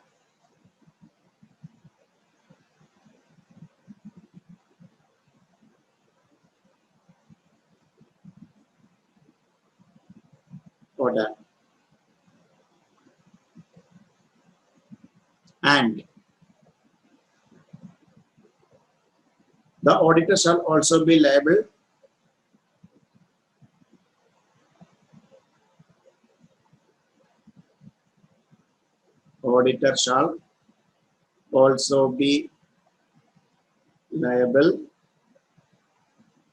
for action under section 447. Under section 447 of Companies Act 2013.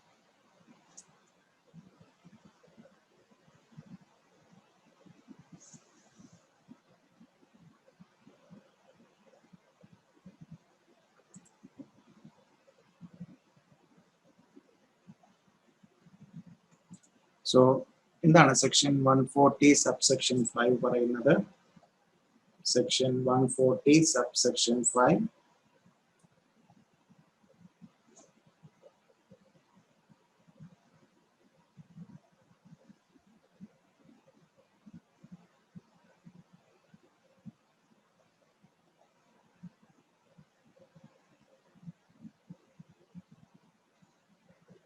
140 subsection 5 ഇവിടെ ഒരു കാര്യം ശ്രദ്ധിച്ചായിരുന്നോ?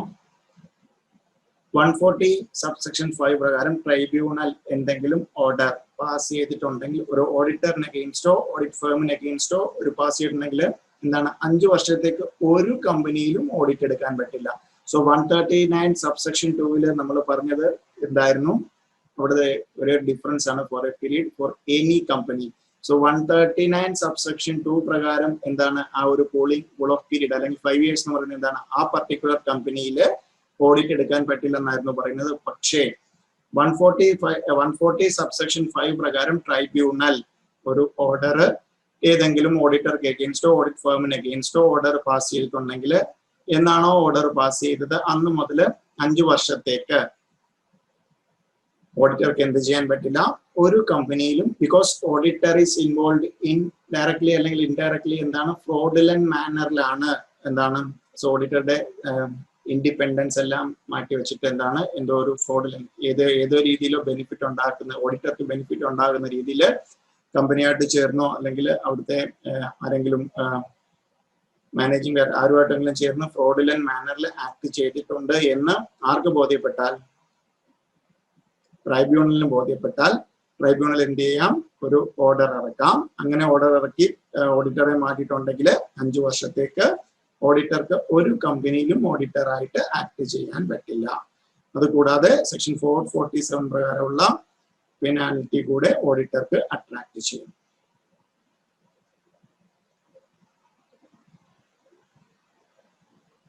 So section 140 subsection 5 നമുക്കൊരു chart പോലാക്കാം.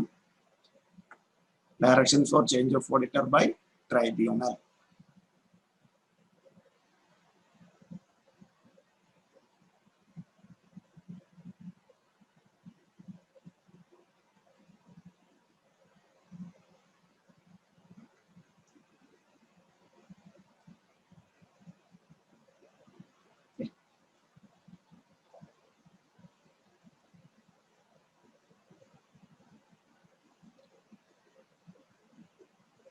Tribunal either suo motu or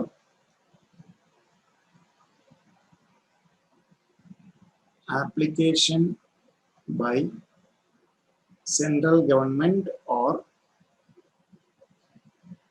any person concerned.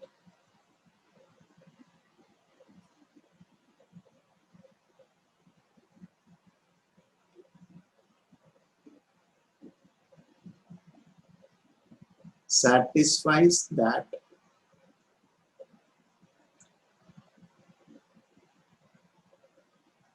auditor was involved in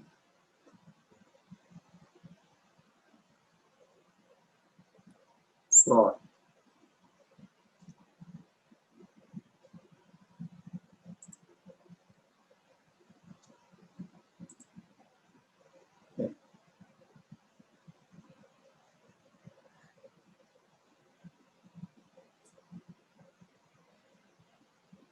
Direct the company to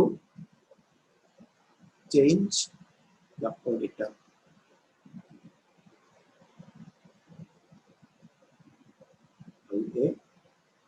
Order. If application was made by central government,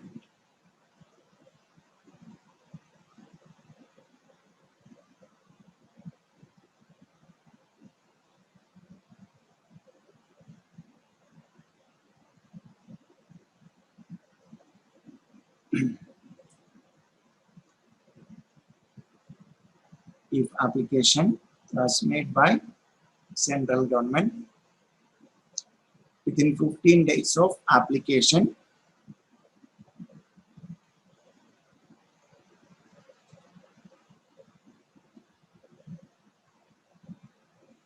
within 15 days of application,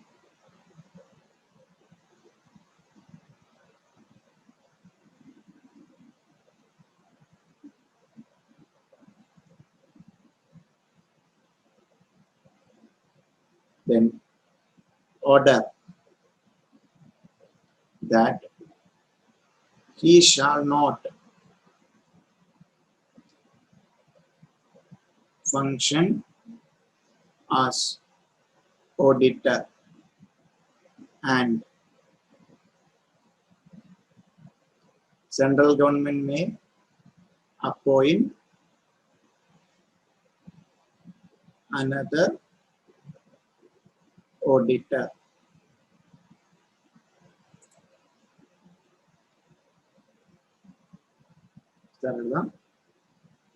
Such auditor shall be disqualified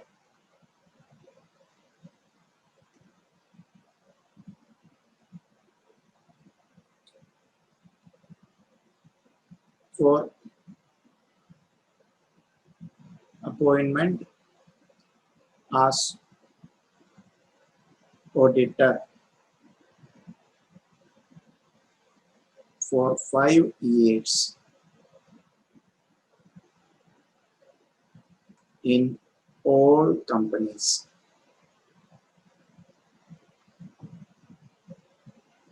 ഒന്ന് ശ്രദ്ധിക്കുക. Section 140 subsection 5 പറയുന്നത് ഓഡിറ്റർക്ക് ട്രൈബ്യൂണലിന് ഒരു ഓർഡറിലൂടെ direction കൊടുക്കാം. Tribunal direct appoint ചെയ്യുകയല്ല ചെയ്യുന്നത്, tribunal ഒരു ഓർഡറിലൂടെ direction കൊടുക്കുകയാണ്. Tribunal appoint ചെയ്യുന്ന എഴുതി വെക്കരുത്, direction for the change of auditor. So ഒന്നുകിൽ ട്രൈബ്യൂണലിന് സ്വന്തമായിട്ട് തോന്നുകയാണ് ഓഡിറ്റർ ഒരു ഫ്രോഡിലന്റ് മാനറിലാണ് ആക്ട് ചെയ്യുന്നത്, അല്ലെങ്കിൽ ട്രൈബ്യൂണലിലേക്ക് സെൻട്രൽ ഗവൺമെന്റ് അല്ലെങ്കിൽ എനി പേഴ്സൺ കൺസേൺഡ് ഒരു ആപ്ലിക്കേഷൻ കൊടുത്തു, the auditor is functioning in a fraudulent manner, അതുകൊണ്ട് ഓഡിറ്ററെ അവിടുന്ന് മാറ്റണം എന്ന് കൊടുത്തു. സോ ട്രൈബ്യൂണൽ സാറ്റിസ്ഫൈ ചെയ്യുകയാണ്, so auditor is involve in fraud. So auditor tribunal suo motu ആണ് എടുത്തിരിക്കുന്നതെങ്കിൽ direct the company to change auditor. നേരെ ആരോട് പറയും? കമ്പനിയോട് പറയും, ഓർഡർ കൊടുക്കും, direct the company to change the auditor. So ട്രൈബ്യൂണലിന് തോന്നുന്നത്, സോ ആപ്ലിക്കേഷൻ സെൻട്രൽ ഗവൺമെന്റ് കൊടുത്തിട്ടാണ് tribunal satisfied that the auditor is involve in A fraud. Okay, so അങ്ങനെയാണെങ്കിൽ ആപ്ലിക്കേഷൻ കിട്ടി 15 ഡേയ്സിനുള്ളിൽ ഓഡിറ്റർ എന്ന് പറയും. ഇനിയും ട്രൈബ്യൂണൽ എന്ത് പറയും? ഇനിയും അയാള് ഓഡിറ്റർ ആയിട്ട് ആക്ട് ചെയ്യണ്ട. സോ ഓഡിറ്റർ അപ്പോയിന്റ് ചെയ്യാൻ കുറച്ച് ദിവസം കൊണ്ട് എടുക്കുന്നെങ്കിൽ ഈ പർട്ടിക്കുലർ പേഴ്സൺ ഓഡിറ്റർ ആയിട്ട് ആക്ട് ചെയ്യുക വേണ്ട, ഈ കമ്പനിയിൽ ഓഡിറ്റർ ആയിട്ട് ആക്ട് ചെയ്യേണ്ട. സോ അതുകൂടാതെ നിങ്ങൾ സെൻട്രൽ ഗവൺമെന്റ് ഒരു അനദർ ഓഡിറ്ററെ അവിടെ അപ്പോയിന്റ് ചെയ്യാൻ പറയാം. ഇങ്ങനെ ഡിസ്ക്വാളിഫൈ ചെയ്തിട്ടുള്ള ഓഡിറ്റർക്ക് ഒരു കമ്പനിയിലും 5 വർഷത്തേക്ക് ഓഡിറ്റർ ആകാൻ പറ്റില്ല. അതുകൂടാതെ സെക്ഷൻ 447 പറയുന്ന ആക്ഷൻസ് അല്ലെങ്കിൽ പെനാൽറ്റീസ് എല്ലാം തന്നെ ഓഡിറ്റർക്ക് എഗെയിൻസ്റ്റ് ഉണ്ടാവുകയും ചെയ്യും. ക്ലിയർ അല്ലേ?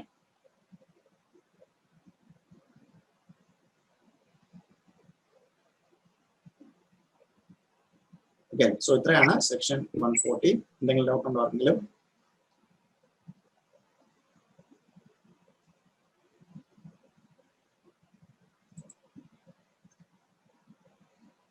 സോ സെക്ഷൻ 140 നമ്മൾ ഏതൊക്കെ സബ്സെക്ഷൻസ് ആണ് ഡിസ്കസ് ചെയ്യുന്നത് പറയാമോ? സെക്ഷൻ 140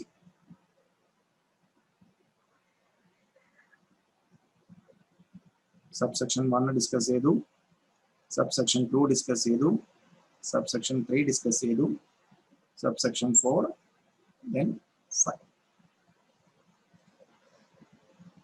എന്തായിരുന്നു സബ്സെക്ഷൻ 1 സെക്ഷൻ 140 സബ്സെക്ഷൻ 1 ഡിസ്കസ് ചെയ്തു? 1-2 വേർഡ്സ് മാത്രമെങ്കിലും പറയും. Removal before removal of auditor before removal of auditor, removal അല്ലേ, ബിഫോർ എക്സ്പയറി. എന്തായിരുന്നു അതിനകത്തൊരു അഡീഷണൽ പോയിന്റ് ആയിട്ട് ഒരു സ്പെഷ്യൽ വേർഡ് എന്താണുള്ളത്? റൂൾസ് ഓൺ സെക്ഷൻ 140 സബ്സെക്ഷൻ 1 പ്രകാരം ഓഡിറ്ററെ എക്സ്പയറിക്ക് മുമ്പ് റിമൂവ് ചെയ്യണമെന്നുണ്ടെങ്കിൽ എന്ത് വേണം? എന്ത് വേർഡ്സ് ആണ്? എന്തൊക്കെയാണ് 2 words? Special resolution, special resolution, previous. ആ 2 വേർഡ്സ് എഴുതിയില്ലെങ്കിൽ വേറെ എന്ത് കഥ എഴുതിയാലും നമുക്ക് മാർക്ക് കിട്ടില്ല. വേറെ നമുക്ക് ഇതിനകത്ത് ഓഡിറ്ററെ അപ്പോയിന്റ് ചെയ്യുന്ന രീതിയോ ശൈലിയോ വേറെ ഓഡിറ്റർക്ക് ഇൻഡിപെൻഡൻസ് ഉണ്ടായിരിക്കണമെന്നോ അങ്ങനെ വേറെ ഒരുപാട് കഥ എഴുതിയാലും ഈ പർട്ടിക്കുലർ സെക്ഷൻ ആണ് നമ്മളെ എക്സാം ടെസ്റ്റ് ചെയ്തിരിക്കുന്നുണ്ടെങ്കിൽ removal before expiry, special resolution plus previous approval of central government. ഈ രണ്ട് വേർഡ്സ് അതിൽ വന്നില്ല എന്നുണ്ടെങ്കിൽ ഒരു ക്രെഡിറ്റും കിട്ടില്ല. Then ക്ലിയർ അല്ലേ? അത് സെക്ഷൻ 140 സബ്സെക്ഷൻ 1. ദെൻ 140 സബ്സെക്ഷൻ 2 എന്തായിരുന്നു പറഞ്ഞിരിക്കുന്നത്? Resignation of auditor. Resignation of auditor അല്ലേ? റെസിഗ്നേഷൻ. സോ ഓഡിറ്റർ അവിടെ എന്ത് ചെയ്തു? ഓഡിറ്റർക്ക് സഫീഷ്യന്റ് എന്ത് കാരണമായിട്ട് സഫീഷ്യന്റ് അപ്രോപ്രിയേറ്റ് ഓഡിറ്റ് എവിഡൻസ് കിട്ടുന്നില്ല. ഉടനെ എന്ത് ചെയ്തു? റിസൈൻ ചെയ്തു. ഓഡിറ്റർ കമ്പനിയോടും ആരോടും പറയാതെ അങ്ങ് പോകാൻ പറ്റുമോ? ഓഡിറ്റർ എന്ത് ചെയ്യണം? ROCA പ്രിസ്ക്രൈബ്, അതായത് ADT 3 ROC, then company, then CAG government audit, government company ആണെന്നുണ്ടെങ്കിൽ ആരെ അറിയിച്ചിരിക്കണം? CAG അറിയിക്കണം within 30 days. Okay, so 30 days അറിയിച്ചില്ലെങ്കിൽ ഓഡിറ്ററെ പീനലൈസ് ചെയ്യും. ഓഡിറ്റർക്ക് എന്താണ് നമ്മളത് അടുത്ത സെക്ഷനിലാണ് പറയുന്നത്. സോ എന്താണ്? റിസൈൻ ചെയ്താൽ 30 ദിവസത്തിനുള്ളിൽ എന്തായിരിക്കണം? അപ്രോപ്രിയേറ്റ് അതോറിറ്റീസിനെ എല്ലാം അറിയിച്ചിരിക്കണം. സോ കമ്പനിയെയും ADT 3 ROCയെ അറിയിച്ചിരിക്കണം. ദെൻ ഗവൺമെന്റ് കമ്പനി ആണെങ്കിൽ എന്നെ ഓഡിറ്റർ അപ്പോയിന്റ് ചെയ്താരായിരിക്കും? CAG ആണ്. അതുകൊണ്ട് CAG അറിയിച്ചിരിക്കണം. 140 സബ്സെക്ഷൻ 3 എന്തായിരുന്നു നമ്മൾ ഡിസ്കസ് ചെയ്തത്? പെനാൽറ്റി അല്ലേ? സോ 140 സബ്സെക്ഷൻ 2 പ്രകാരം 30 ദിവസത്തിനുള്ളിൽ ഓഡിറ്റർ അറിയിച്ചില്ല, വേണ്ട രീതിയിൽ കാര്യങ്ങൾ ചെയ്തില്ല എന്നുണ്ടെങ്കിൽ എന്ത് ചെയ്യും? ഓഡിറ്റർക്ക് പെനാൽറ്റി അട്രാക്ട് ചെയ്യും. എത്രയാണ് പെനാൽറ്റി അട്രാക്ട് ചെയ്യുന്നത്? ₹50,000 or audit remuneration whichever is less അല്ലേ? സോ അതിനുശേഷം 34 ദിവസം കണ്ടിന്യൂ ആണെങ്കിൽ ഒരു ദിവസം 500 രൂപ വെച്ചിട്ട് മാക്സിമം അപ് ടു 2 lakhs. സോ പണ്ടായിരുന്നെങ്കിൽ നമുക്ക് ഈ പറയുന്ന അമെന്റ്മെന്റ് മുമ്പായിരുന്നെങ്കിൽ 5 lakhs വരെ ആയിരുന്നു ഓഡിറ്ററെ പീനലൈസ് ചെയ്യുന്നത്. ഓക്കെ, ദെൻ 4 എന്തായിരുന്നു? Special resolution or special notice. Special, ഇവിടെ തെറ്റിപ്പോകരുത്. ഇവിടെ സ്പെഷ്യൽ റെസൊല്യൂഷൻ, ഇവിടെ സ്പെഷ്യൽ നോട്ടീസ്. സോ എപ്പോഴൊക്കെയാണ് സ്പെഷ്യൽ നോട്ടീസ്? സോ മെമ്പേഴ്സിന് തോന്നുന്നതാണ് ഓഡിറ്ററെ എന്താണ് റിട്ടയറിംഗ് ഓഡിറ്ററെ റീഅപ്പോയിന്റ് ചെയ്യാൻ ഉദ്ദേശിക്കുന്നില്ല, അല്ലെങ്കിൽ റിട്ടയറിംഗ് ഓഡിറ്റർക്ക് പകരമായിട്ട് വേറെ അല്ലെങ്കിൽ റിട്ടയറിംഗ് ഓഡിറ്ററെ ഒരു കാരണവശാലും റീഅപ്പോയിന്റ് ചെയ്യില്ല എന്നാണ് എക്സ്പ്രസ്ലി പ്രൊവൈഡ് ചെയ്യാൻ ഉദ്ദേശിച്ചെങ്കിൽ എന്താണ് മെമ്പേഴ്സ് കമ്പനിക്ക് ഒരു സ്പെഷ്യൽ നോട്ടീസ് കൊടുക്കും. കമ്പനി സ്പെഷ്യൽ നോട്ടീസ് കിട്ടിയ ഉടനെ ആരെ അറിയിക്കും? ഓഡിറ്ററെ അറിയിക്കും. ദെൻ 7 ദിവസത്തിനുള്ളിൽ ഓഡിറ്റർ എന്ന റെപ്രസെന്റേഷൻ ഉൾപ്പെടെ മെമ്പേഴ്സിനെ അറിയിക്കും. AGM-ലേക്കുള്ള ഇതിന്റെ ഒപ്പം തന്നെ മെമ്പേഴ്സിനെ എല്ലാവരും അറിയിക്കും. ഓഡിറ്റർക്ക് എന്ത് കൊടുക്കാം? ഒരു റെപ്രസെന്റേഷൻ കൊടുക്കാം. ഒരു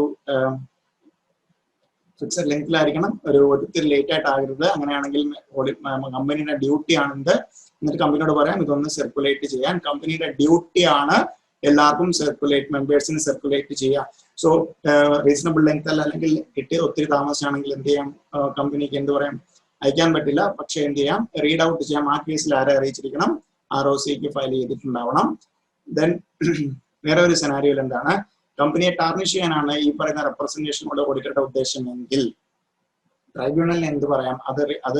അതിന്റെ കോപ്പി സെൻഡ് ചെയ്യണ്ട, അല്ലെങ്കിൽ അതുകൂടാതെ റീഡ് ഔട്ടും ചെയ്യണ്ട എന്ന് ഓഡിറ്റർക്ക് ചീപ്പ് പബ്ലിസിറ്റി അല്ലെങ്കിൽ കമ്പനിയെ ടാർണിഷ് ചെയ്യാൻ ഞാൻ ഇത്രയൊക്കെ ചെയ്തു, കമ്പനിയുടെ ഫോൾട്ട് ആണ് എല്ലാം എന്ന് പറയുകയാണ് ഉദ്ദേശമെങ്കിൽ കമ്പനിക്ക് അത് മെമ്പേഴ്സിന് അല്ലെങ്കിൽ AGM-ല് മെമ്പേഴ്സിന് കോപ്പി കൊടുക്കണ്ട, അല്ലെങ്കിൽ മെമ്പേഴ്സിന് AGM-ല് റീഡ് ഔട്ട് ചെയ്ത് കേൾക്കേണ്ട ആവശ്യമില്ല എന്ന് കമ്പനിക്ക് ട്രൈബ്യൂണലിനെ ഡയറക്റ്റ് ചെയ്യാം. ദെൻ 5 എന്തായിരുന്നു? Direction for change of auditor by tribunal. Tribunal എന്ത് കൊടുക്കാണ്? ഒരു ഓർഡറിലൂടെ ഡയറക്ഷൻ. ട്രൈബ്യൂണലിൽ കയറി ഓഡിറ്ററെ അപ്പോയിന്റ് ചെയ്തെന്ന് എഴുതി വെക്കരുത്. ട്രൈബ്യൂണൽ ഒരു ഓർഡറിലൂടെ ആർക്ക് കൊടുക്കുന്നു? ഒന്നെങ്കിൽ കമ്പനിയെ ഡയറക്റ്റ് ചെയ്യുന്നു, അല്ലെങ്കിൽ സെൻട്രൽ ഗവൺമെന്റ് ആണ്. സോ അവർക്ക് സോമോട്ടോ അല്ലെങ്കിൽ സ്വന്തമായിട്ട് തന്നെ ഓഡിറ്റർ ഈസ് ആക്ടിങ് ഫ്രോഡുലന്റ്ലി. സോ കമ്പനിക്ക് എന്താണ്? നേരെ ഡയറക്ഷൻ കൊടുക്കാം. ഒരു ഓർഡറിലൂടെ ഡയറക്ഷൻ കൊടുക്കാം. ആ ഓഡിറ്ററെ മാറ്റാൻ ഡയറക്ഷൻ കൊടുക്കാം. അല്ല സെൻട്രൽ ഗവൺമെന്റ് ത്രൂ ആണെങ്കിൽ 15 ഡേയ്സിനുള്ളിൽ സെൻട്രൽ ഗവൺമെന്റ് ആപ്ലിക്കേഷൻ കിട്ടിയ 15 ഡേയ്സിനുള്ളിൽ എന്താ പറയാ, ഈ ഓഡിറ്റർ ഇനി ഓഡിറ്ററായിട്ട് ആക്ട് ചെയ്യേണ്ട, ആ ഓഡിറ്റർ എന്താണ് ഇനി ഓഡിറ്ററായിട്ട് ആക്ട് ചെയ്യേണ്ട. അതുകൂടാതെ എന്താണ് സെൻട്രൽ ഗവൺമെന്റിനോട് പറയാം, ഒരു പുതിയ ഇയാൾക്ക് പകരം ഒരു പുതിയ ഓഡിറ്ററെ അപ്പോയിന്റ് ചെയ്യാൻ പറയാം. ഇത്രയാണ് section 140. Clear line.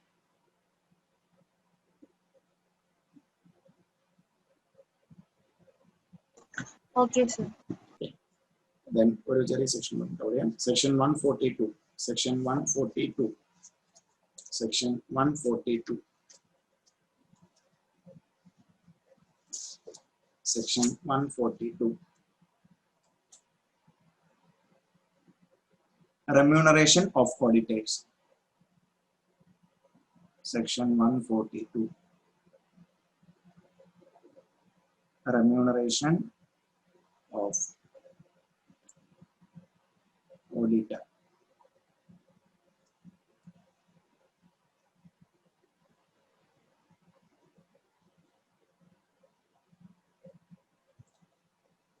The remuneration of auditor of a company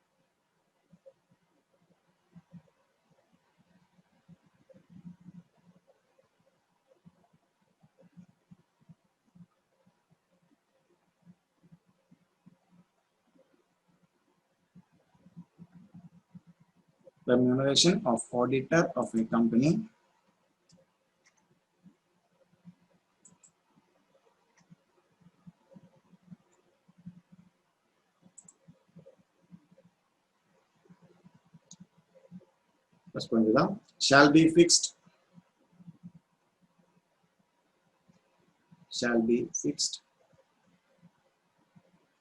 in its general meeting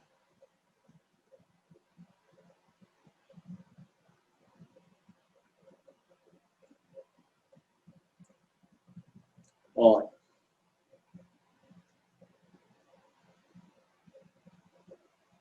in such manner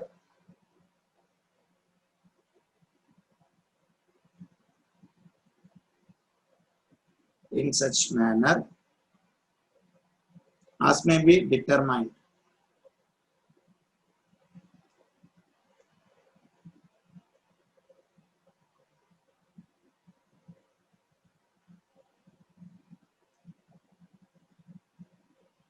therein.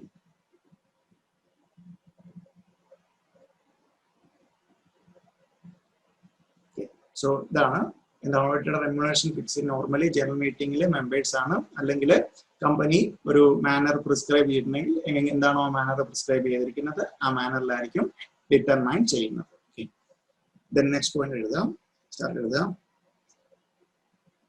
Remuneration of first auditor.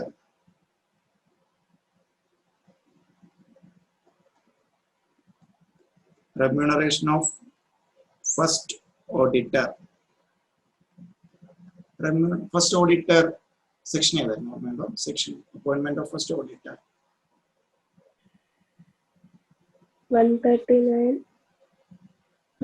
ആണ് സബ്സെക്ഷൻ ആണ് അറിയേണ്ടത്. ഗവൺമെന്റ് കമ്പനി ആണെങ്കിൽ 7. So remuneration of first auditor may be fixed by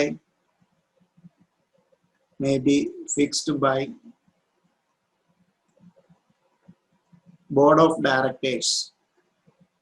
So first auditor may be fixed by board of directors if first auditor is appointed by board of directors. Okay. So 139 subsection 6 ൽ നമ്മൾ പറയുന്നുണ്ട് first auditor appoint ചെയ്യണം board of directors within ഇത്ര time limit എന്നുള്ളതാണ് പറയുന്നത്. Board fail ആവുകയാണെങ്കിൽ ഈ first ഓഡിറ്ററെ appoint ചെയ്യുന്നത് ബോർഡ് ഓഫ് ഡയറക്ടേഴ്സ് ആണെങ്കിൽ എന്ത് ചെയ്യും? ബോർഡ് ഓഫ് ഡയറക്ടേഴ്സ് തന്നെയായിരിക്കും റെമ്യൂണറേഷൻ ഫിക്സ് ചെയ്യുന്നത്. അതർവൈസ് ബാക്കിയുള്ളവരുടെ എല്ലാം റെമ്യൂണറേഷൻ എന്താണ്? നോർമലി ജനറൽ മീറ്റിംഗിൽ മെമ്പേഴ്സ് ആണ്. അല്ല ആ കമ്പനിക്ക് ഒരു മാനർ പ്രിസ്ക്രൈബ് ചെയ്തിട്ടുണ്ടെങ്കിൽ, കമ്പനി പ്രിസ്ക്രൈബ് ചെയ്തിട്ടുണ്ടെങ്കിൽ എന്താണോ ആ പ്രിസ്ക്രൈബ് ചെയ്തിരിക്കുന്ന മാനർ അതനുസരിച്ചിട്ടായിരിക്കും ഓഡിറ്ററുടെ റെമ്യൂണറേഷൻ ഫിക്സ് ചെയ്യുന്നത്.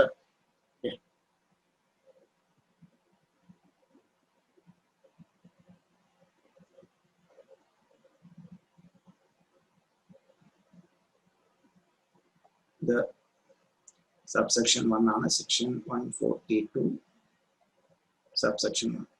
Then section 142 subsection 2. Section 142 subsection 2.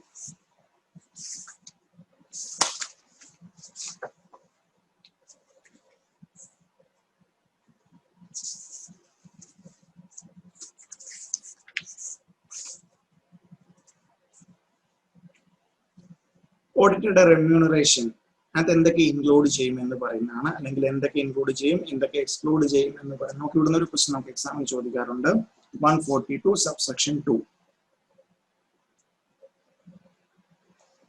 142 subsection 2. The remuneration under section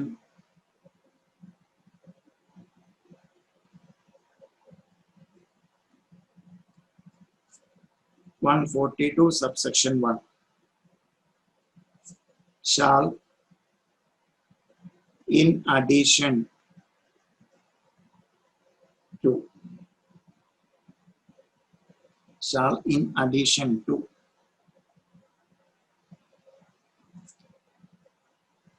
fee payable to an auditor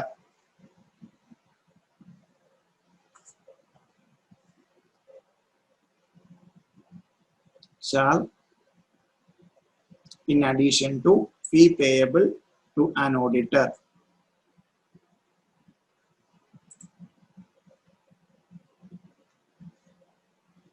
and that is the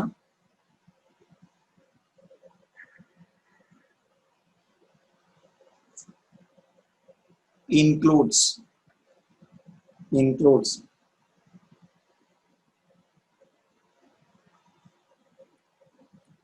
the expenses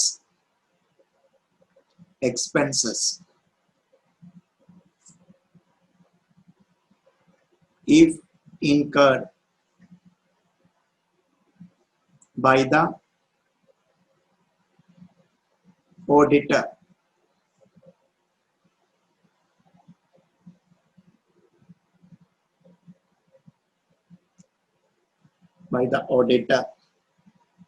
in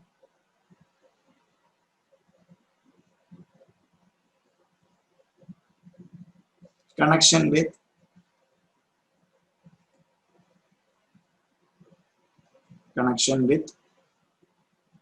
the audit of the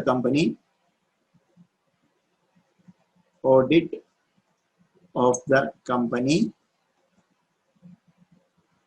and any facility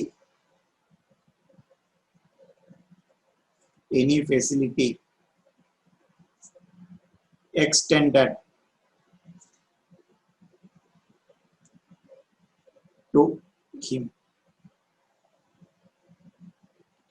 So ഇവിടെ നമുക്കൊരു question വരാനുള്ളത്, remuneration എന്ന് പറഞ്ഞാൽ audit fee payable മാത്രമല്ല, ഓഡിറ്റർക്കുണ്ടായ expenditure.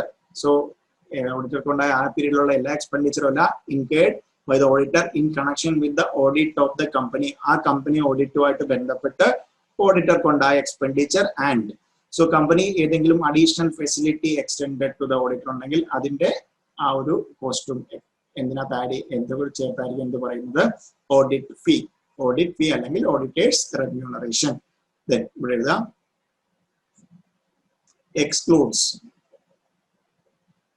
excludes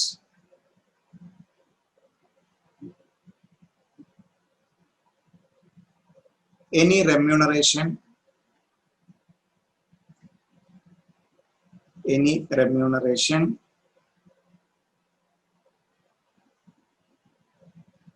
paid to him, paid to auditor or paid to him for any other service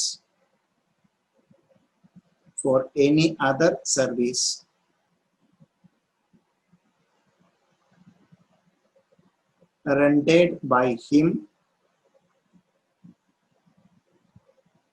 at the request of the company.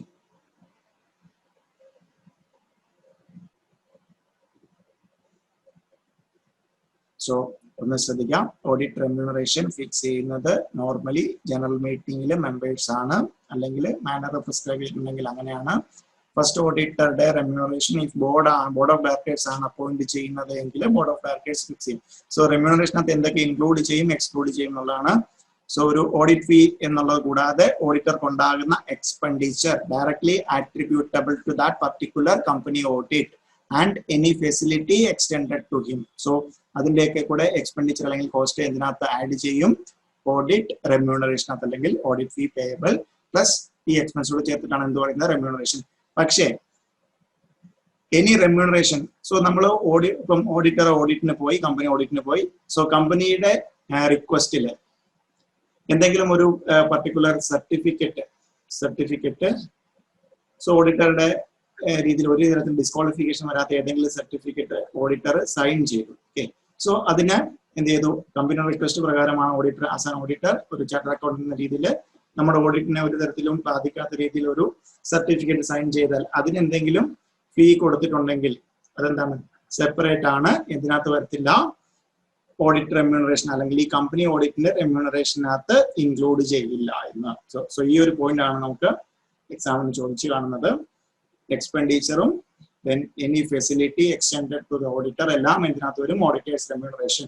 So fee payable കൂടാതെ ഈ പറയുന്ന particular എക്സ്പെൻഡിച്ചേഴ്സും ഇതിനകത്ത് വരും 142 പ്രകാരം ഓഡിറ്ററുടെ റെമ്യൂണറേഷൻ. പക്ഷേ ഇതല്ലാണ്ട് ഏതെങ്കിലും കമ്പനിയുടെ റിക്വസ്റ്റ് പ്രകാരം എന്തെങ്കിലും അഡീഷണൽ സർവീസ് റെൻഡർ ചെയ്തു, അതിന് ഓഡിറ്റർക്ക് റെമ്യൂണറേഷൻ അല്ലെങ്കിൽ ഫീ ചാർജ് ചെയ്തിട്ടുണ്ടെങ്കിൽ അത് എന്തായിട്ട് കൂട്ടില്ല, ഈ പർട്ടിക്കുലർ കമ്പനി ഓഡിറ്റിന്റെ റെമ്യൂണറേഷൻ ആയിട്ട് കൂട്ടില്ല, അതിൽ നിന്ന് എക്സ്ക്ലൂഡ്. ദാറ്റ് മീൻസ് അത് സെപ്പറേറ്റ് ആയിട്ടേ കൂട്ടുള്ളൂ.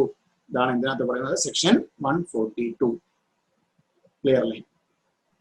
Okay, sir. സോ നമ്മൾ സെക്ഷൻ 140, 142 നമ്മൾ ഇന്ന് ഡിസ്കസ് ചെയ്തു. നമുക്ക് മേജർ സെക്ഷൻ ഉള്ളത് 143 ആണ്. Rights, powers plus duties, very very important section. So അതിനകത്ത് ഒത്തിരി സബ് സെക്ഷൻസ് ഉണ്ട്. പ്ലസ് പിന്നെ അങ്ങോട്ടുള്ളത് 144 ഓൾറെഡി നമ്മൾ ഡിസ്കസ് ചെയ്തു. 145, 146 എല്ലാം ചെറിയ സെക്ഷൻ ആണ്. 147 പെനലൈസ് ചെയ്യുന്നതാണ്. 148 പോസ്റ്റ് ഓഡിറ്റ് ആണ്. സോ അത് നമുക്ക് നെക്സ്റ്റ് ക്ലാസ്സിൽ ഡിസ്കസ് ചെയ്യാം. സോ റിമൈനിങ് ക്വസ്റ്റൻ നമുക്ക് നെക്സ്റ്റ് സെക്ഷൻ ഡിസ്കസ് ചെയ്യാം. Okay, thank you.